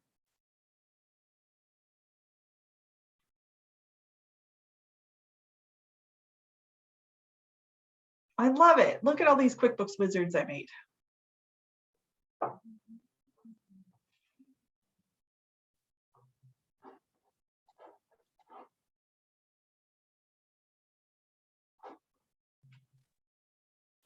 Any last minute questions for Tanya? You did an amazing presentation, by the way. Tanya, thank you so much. Okay, so someone's asking how I would pay myself back for the toner. So that's more complicated, which is kind of why I skipped over it. So the under your report menu, what happens is then on your balance sheet, it shows, hold on, let me, so it shows that I have a negative $5,000 worth of personally paid expenses. So if you were to, for example, transfer money out of your checking account to reimburse yourself, then you would do a transfer here from your checking account to your paid personally account, okay? If you're gonna reimburse yourself for something. However, you don't actually have to reimburse yourself as the owner of the company. And the reason it then just would count to become this $5,000, your tax accountant would take this $5,000 and move it down here into the equity section of your balance sheet. So that's, I mean, this is a way that we do the last final step for our clients for this part. So most tax accountants would do that as well. But just know also most of the time here with, you would have some kind of owner distribution accounts or draw accounts or something. So if you're just taking money out of your business because you accumulated the earnings, you would code it to a draw account. And that's more of like a technical kind of accounting thing. Eileen, do you guys have like classes about, you know, this is how you record these kind of transactions? We will be having some throughout the year, but we also have our counselors. We have our capital access team who can definitely assist business owners with these questions. Yeah. Okay, so Wilhelmina, the costs are $25 a month for the lowest version, the simple start, $50 for essentials, $80 for plus, and $180 for advanced. So these, like most people can do with essentials, pretty much everything they need to do for small businesses. So just be sure to look at that on page 11 to show the different options, because there's some things that you would need to do. If you need to track inventory, for example, you have to get the plus version at least. And then as far as discounts, so I know of I'm not going to say that I'm an expert about QuickBooks discounts, but I do not know if they offer a student discount or a veteran discount. I've never seen one. I do know if you are a certain type of nonprofit, you can register with TechSoup, and then you can buy it from TechSoup, which if you are a nonprofit, you should use TechSoup as much as possible anyways, because it's very affordable software. And okay, so our essentials is $50 a month, but it varies on what modules you activated. Absolutely, Jerry. So essentials by itself is $50. If you add payroll, it's more. If you add QuickBooks Times, it's still more after that. If you use QuickBooks Payments, it's still more after that. And Billy, for nonprofits, it just kind of depends on, again, the features that you need, but probably essentials is okay. Yep, there's, and then for the nonprofits that I was telling you about, it's TechSoup. So it's just like TECHSOUP, which, sorry, there, I don't know why it's not working. Oh, it's TechSoup.org. Sorry.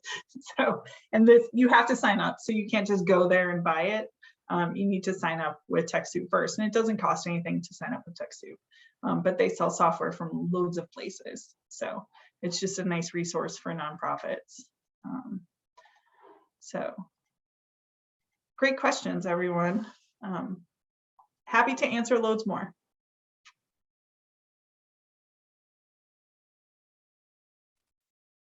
Are there any other questions? I know we're running a little bit short on time for questions. Oh, wait, one more. I forgot one more thing.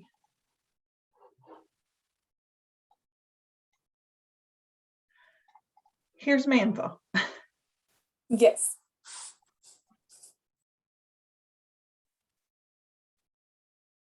Awesome. Well, with that being said, I want to thank you all for joining us today on our QuickBooks Online Training Course 2 today. Thank you so much, Tanya, again, for your time, and for really just taking the time to give this resource to our small business owners, which is very much needed. I know QuickBooks is a very popular topic in which a lot of business owners are very interested in. So thank you so much, Tanya.